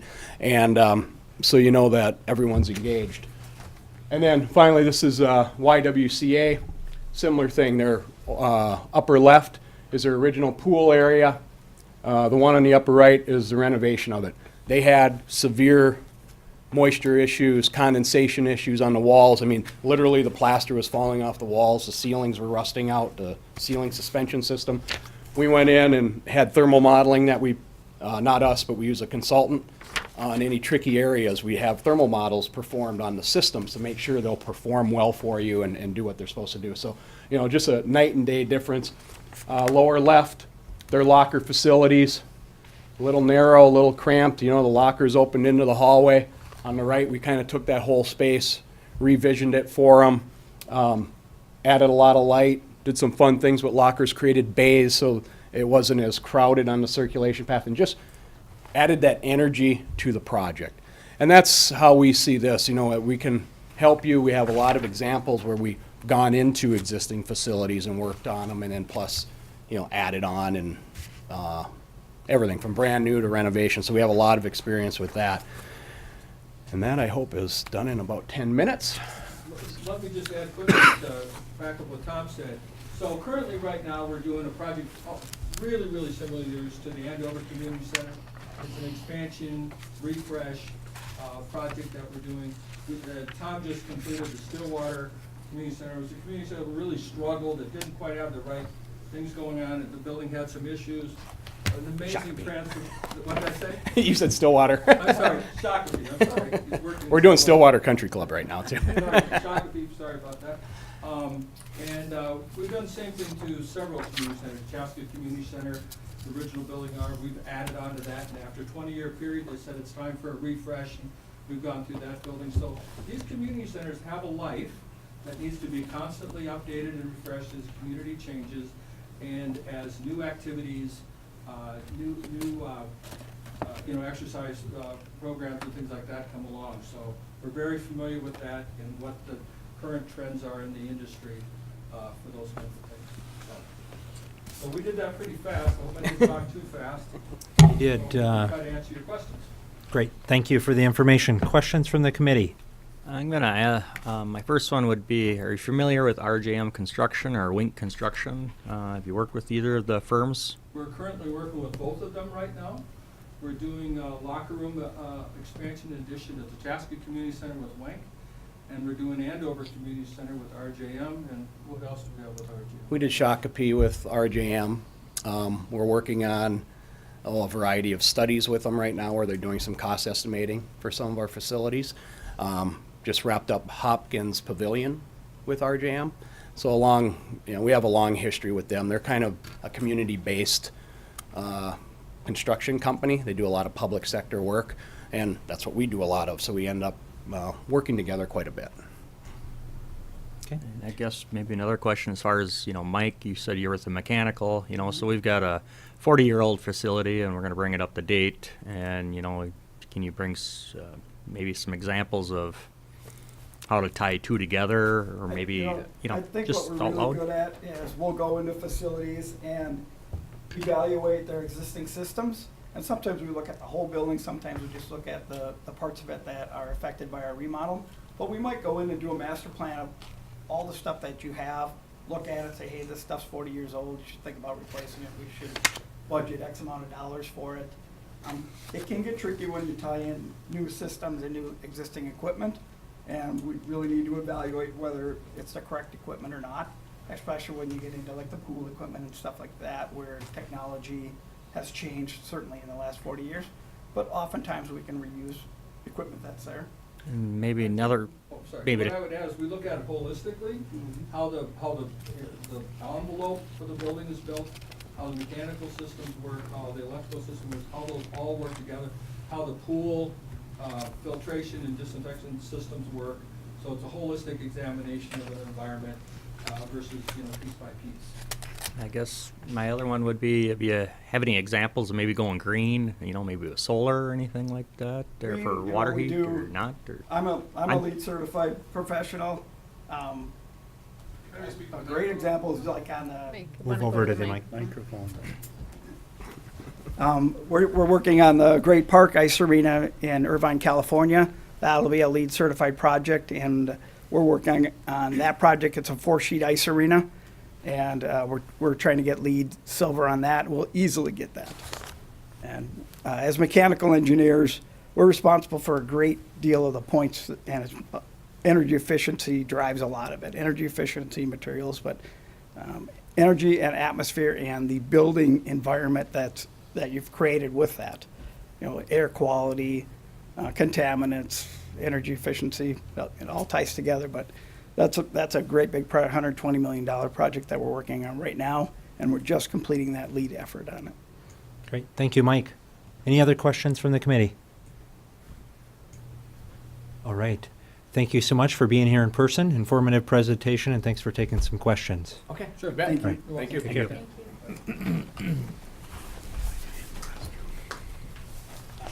All right. Thank you for your patience, everyone. Anyone wants to trade spots, I will do that to coordinate more efficiently, but good information. Thank you. Thank you. One more presentation, and again, this proposal should have been in the packet, from JLG Architects.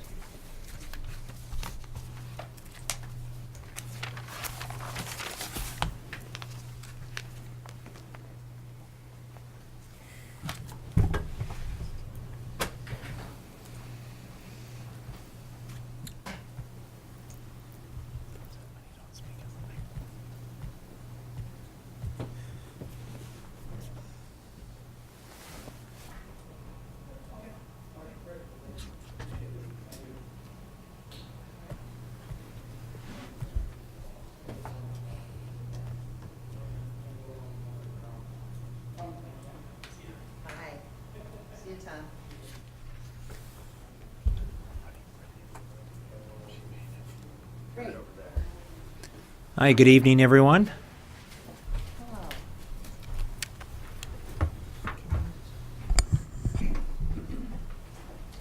Thank you.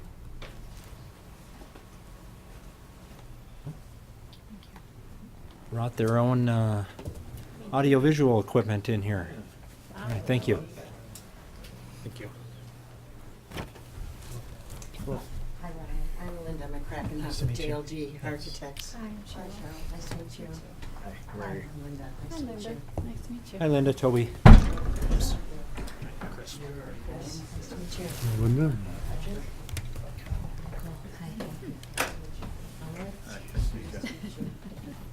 See how they get the cameras redirected on that. All right, well, good evening. Thanks again for joining us in person for a presentation. Just as background, I am going to ask for the presenters, if you could, and maybe we'll have to move the screen, I don't know, but if you can stand on the other side, there's a microphone. And Okay. this is being broadcast and videoed, so we just want to make sure we pick up all of the audio as best as we can. Okay. Need to adjust that, that's okay.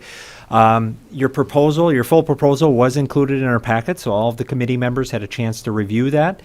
So today we're looking for just maybe some of the high points, differentiators you think for your firm of being considered for the architect and engineering services. And I apologize, we've had a lengthy meeting already, and we're trying to allocate about 10 minutes for each presentation and leaving a little time for some questions and answers from the committee. That, I think, cover at least our part, so I'll turn it over to you. Thank you very much. Hello, I'm Linda McCracken Hunt with JLG Architects. We're really happy to be here. I'll just introduce myself briefly. I am a principal at JLG. I run the Minneapolis office. And I have a passion for rec center projects. I was a park and rec playground leader through high school and college years, and also was a competitive athlete in college. So being involved in the design of projects like this is a personal interest of mine. So I just wanted to give you that, and Craig will introduce himself. I'm Craig Anderson. I see a couple familiar faces here. Some of you might remember me from my past role as Chief Business Development Officer at Nuvera Communications. A couple years ago, my family and I moved to New Ulm from Fargo, North Dakota, as I started that role. So what most people don't know is that my training is in landscape architecture, urban planning, and design. So I've always worked for firms that build buildings and civil infrastructure, including communications, which is how I ended up here. So within the last couple months, JLG Architects, it's a firm that was a client of mine about 10 years ago and that I have respected for quite a while, approached me about joining them. So that's why I'm here in this capacity. Really happy to be here, excited about this project for more than one reason, as a community member too.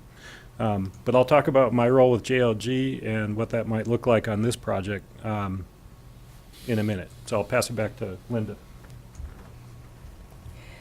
So recreation centers are a very important part of a community. It's a very important building type, and we actually have a dedicated recreation studio within JLG that helps communities thrive and works on the design of rec centers.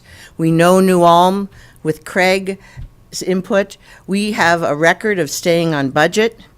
We design for operational efficiencies. We're going to be working through a design process with you, and we have on our team Isaac Sports Group, who can estimate the expenses you would have in staffing for your existing facility plus these improvements, and the expenses you'll have in other costs with utility costs, and then what your revenue will be with memberships and such, and can actually give you a financial footprint of what you can expect after you have this facility updated. We are rec center experts. We have done 25 rec centers and 10 aquatic centers in the Midwest. This is just a sampling. And from all of this work that we've done, we've really have learned a lot about the needs of the rec centers, and we just want to hit on a few highlights of what's important related to your project. Out of all of these examples that we have done, We start off many times with involving the community and getting their input, a community rec center designed by your community. And Craig's going to be playing an integral part in that. Right, so successful community projects like this result from community engagement. And so my role at JLG is to work with our leadership to discuss and assess our own firm and how we engage with clients like you, and to execute on plans that result from that. And this is really, my role on this project would be very similar. Community engagement, consistent client engagement, resulting in great design that results in a really solid facility. So on this project, the community has already spoken in terms of financial support for the project. So now as we go through and start making more detailed design decisions, it's going to be important that all the stakeholders have input into the project. So an example might be the various gymnastics organizations in town who are going to be using the facility, and having them at the table getting their input at the right point in time as we develop the project will ensure a successful project for the whole community. So my presence in the city of New Ulm, and therefore JLG's presence, puts us in a unique position to really stay engaged with you, the client, as the city of New Ulm, but also make sure that the community is engaged as well. Linda? So let's talk about aquatics for just a minute. It's all about the water and the water quality, the water temperature. A water park or a second water facility in addition to your competition pool is typically a warmer water facility, learn to swim, shallower depths, more play. It might have water therapy, it might have water aerobics. There's lots of different programmatic things we can do, once again engaging in what you're interested in. And there are operational efficiencies as we update your systems that you have now, noticing the efflorescence on the wall of your existing pool. We'll update those systems with new systems. These are all much more energy efficient now than before, and they use much less water in the whole filtration process. A lot of zero depth entries for accessibility. Kids of all ages can enjoy playing in these types of places. Even very cool stuff can be done. There's so many possibilities. It's all a matter of what you're interested in having. Gymnastics. We've done gymnastics facilities. This is the Rough Rider in North Dakota. A lot about gymnastics is all of the functionality of all these setups and safety. There's competition, there's spectators, and there are clearances that need to be had for above and the pits below. And there's also security. The gymnasts and their instructors need to feel safe and in their environment. Fitness is another component you're looking at. People like natural daylight when they're doing all of their fitness work. The project on the left is University of Minnesota Recreation Center. All of these projects that we've done with fitness have natural daylight and also personal technology on your machine for what you want to watch or do is important. And we do multi-purpose rooms that can be Zumba or yoga or judo and spin classes. And then when you have a multi-purpose room that has a lot of different functions in it, you need storage space to move all the different things in and out and make sure you have enough storage. Running tracks have running and walking with multiple lanes. Ideally, they're as long as possible so it doesn't take too many laps to get a mile. And they like the connectivity of being above and looking down at all the different spaces that kind of breaks up the monotony of doing the running. There's other things. Pickleball is popular now. A lot of different things come and go. One of your ideas is to, reuse some of your racquetball courts. That was in its time. Now it's not. How do you make space flexible for as these different trends come and go? The golf setup. Indoor playground. kids like to play and do fitness too, and there's lots of fun things you can do for them that they think they're playing, but they're actually getting stronger. And, and this is a way for you to watch them and them to play, and it ties in very nicely with your daycare. Rock climbing. This is another type of thing that can be all ages. Even the little kids can do some rock climbing. There's lots of different ideas of what you can put into facilities that people might be interested in. We know you're talking about the construction manager delivery, CM at risk or CM agency.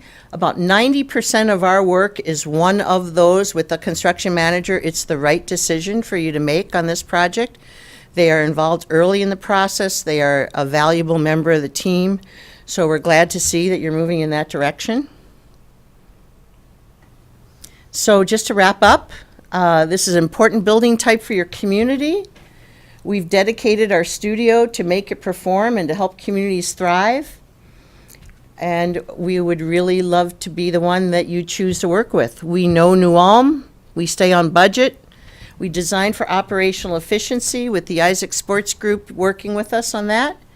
And we are rec center experts.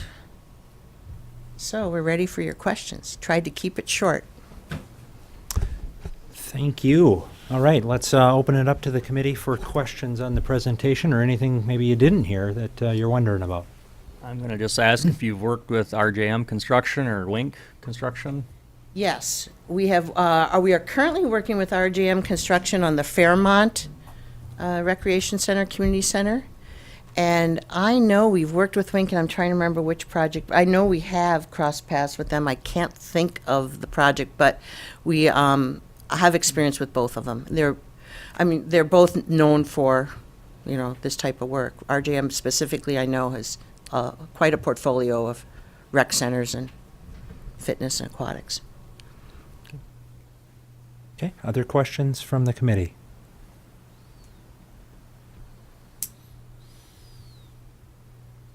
Okay. Thank you for taking the time to be here in person, the presentation, the information.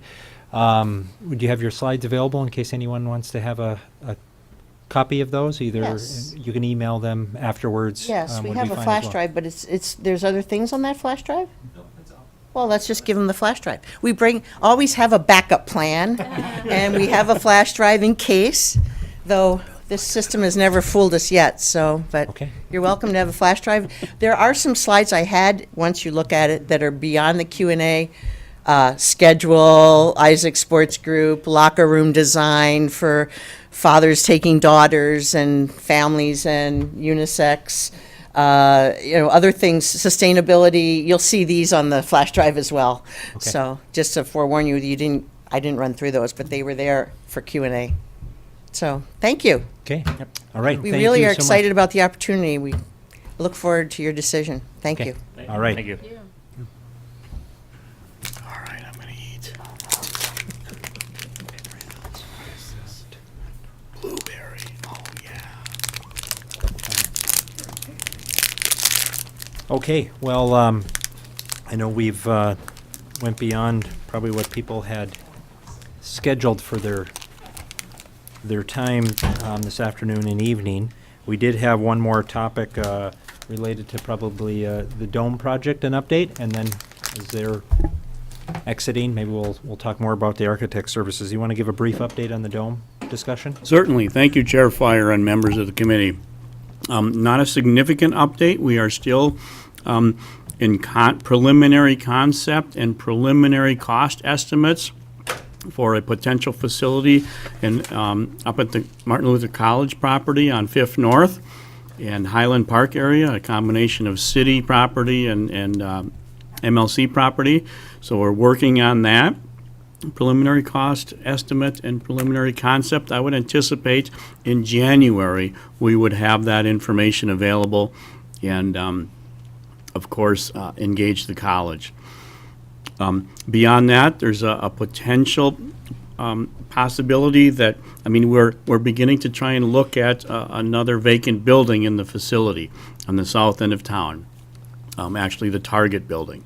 We're trying to determine whether there's any feasibility involved with this multi-use, multi-purpose facility there at the former target building. So that's the update on the dome. More to come in the month of January. Okay, thank you. Back to the presentations for architect and engineering services. So would look for comments from the committee on either of the presentations, firms that presented.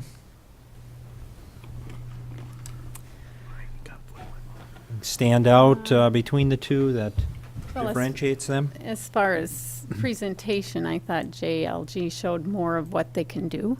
I mean, they just, showed things that they've done and what they've worked with, and they've worked with gymnastics, and, I just thought that they did a nice job Thought presenting. they did a very slick presentation, but they really did seem to address what we're talking about at this facility very specifically. Mhm. And I think just the comments they were making, just acknowledging different things that should be considered as this is being designed and things, I Yep. was pretty impressed. Yeah. The operational efficiency caught my attention, because it's, Yeah. that's Yeah. that's gonna be Yeah. a significant issue. The other thing with the JLG, for those that were able to look through those proposals, I just saw one project after another that I was very interested in picking their brain over the last few years. To your point of, there was a Mandan, North Dakota project that had many of the elements that we're looking at in our project, and thought it was recent, relevant experience related to our project. I would add to that, they have a studio, and by studio, they mean a group of experts, a group of professional designers that specialize in recreation center and athletics and wellness stuff. I also like the ISG. They have Isaac Sports Group as a special team of experts who have much experience in recreation, wellness, fitness, and including gymnastics and all the different components, aquatics we're talking about. I just wanted to add that. Mm-hmm. Okay. Also, they did make the comment on the construction management, which, again, both of them have worked with, I think, the two firms. I didn't see any cringe factor body language of, oh, you guys are looking at either of them. So that was reassuring that the two that we brought in for construction management had project experience. It did seem like RJM was more familiar to the two, but that was reassuring from that selection. So at least on the architect, I know we had more outstanding questions that we discussed earlier on construction management, but on the architect proposals, I guess for us tonight, there was a possible proposed action sheet in here for a recommendation to the city council. Would the committee or anyone on the committee feel comfortable after reading the proposals, seeing the proposals, and now the presentations of making a recommendation?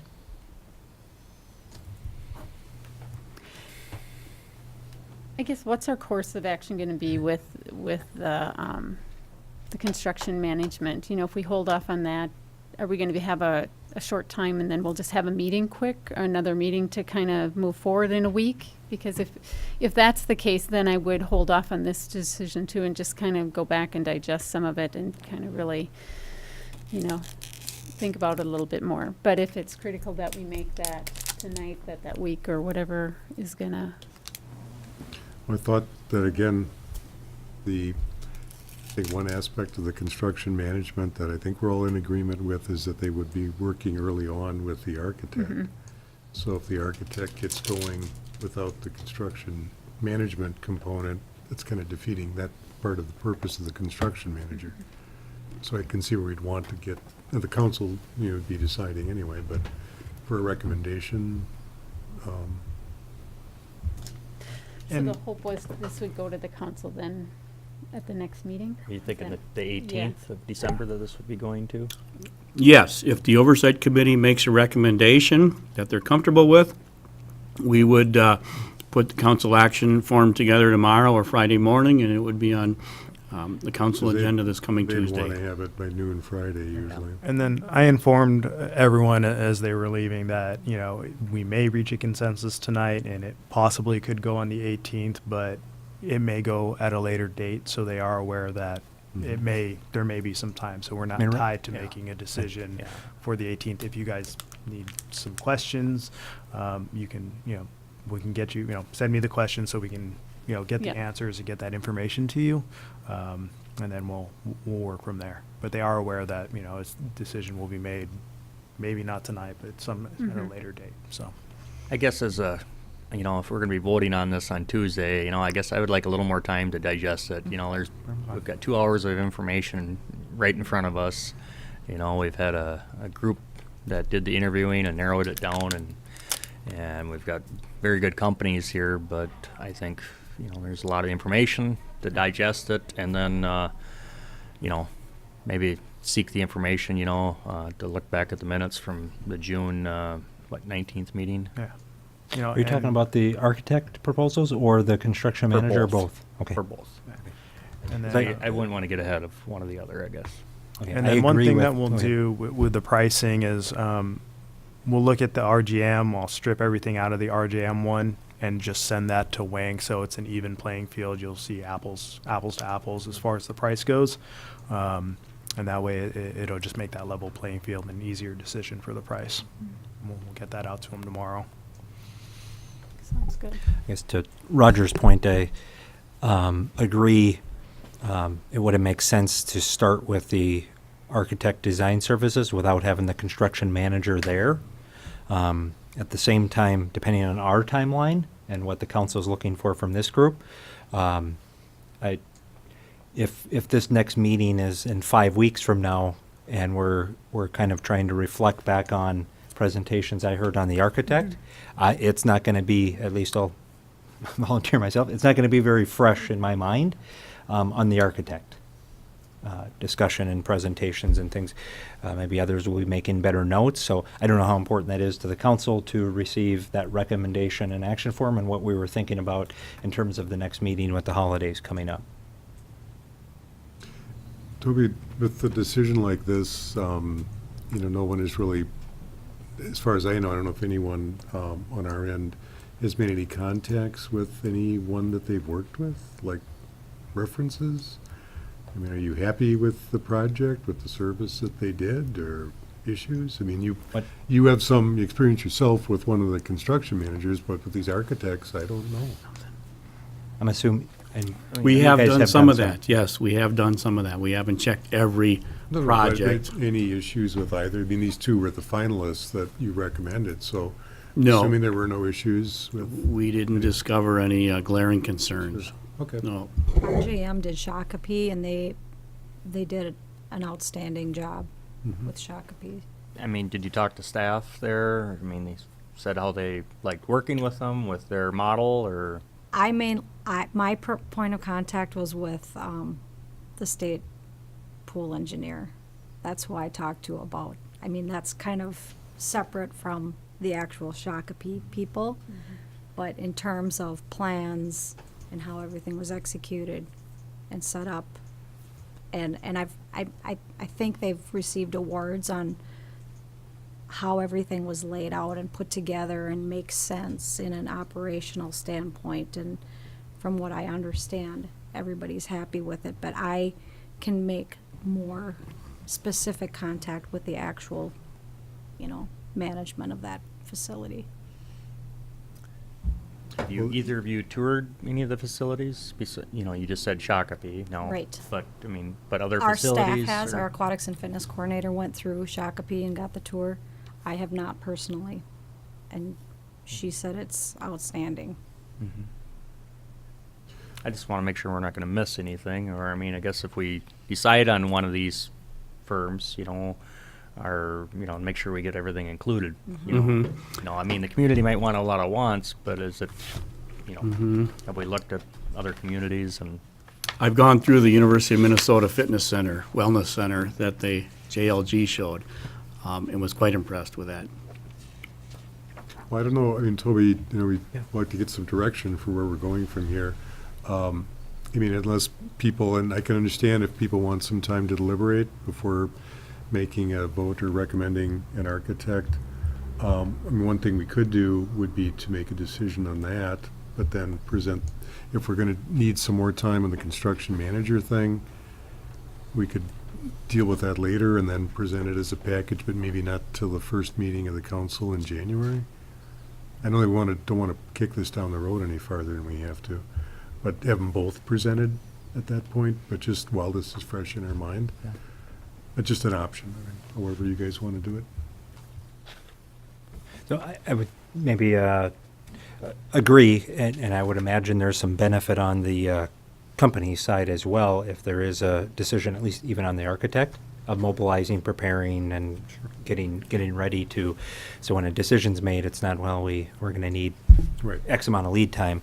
The other thing is if we're going a whole different direction with the construction management versus general contractor, that's one issue. If it's still going down the path of construction management, based on, again, the presentations and the information that's been shared, I think we have work to do on the fees and getting that all. I think it could change squared away. everything, yeah. Okay. Yeah. So if there's, Well, I mean, JLG said they've got a fee schedule, you know, maybe they could elaborate a little bit on us, for a size of facility, because we're gonna be contracting or renting out one part of the facility, maybe they could give us a projected, maybe. Are we out of line to ask that? I thought they were the ones that were pretty much a flat 6.9%. No, but they said that they work with utilities and things of that Oh, nature. for our fees. Correct. Right, yeah. Correct, Right, would yeah. that be of a benefit to us? Yeah, right now, or once Well, I they're mean, engaged? we could ask them. yeah. I thought when they spoke. Well, I think it's that- as it develops, they will. As it I would, develop. when they Yeah, get brought on Once they know board. what the Okay. scope is and Yeah. everything Well, else. I don't think they're gonna give us They a can't fee now, on yeah. something they're Yeah. not Yeah. designed, haven't designed. Yeah. But that's part of their discussion when they're designing it. Yeah. Sounds like they would Yeah. give us that. So I think the question we need to answer, is there a recommendation to the council on an architect tonight? Or are we tabling this until the next time we get together and making a recommendation on construction management and architect services?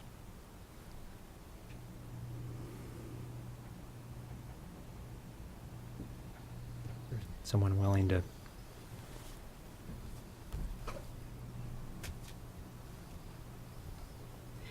I'm comfortable with Well- making the recommendation on the architect tonight, if others are not. I am. Knowing that it Yeah. has to coincide with the construction management. It's not, we're not having one without the other anyway. I think both firms are extremely reputable.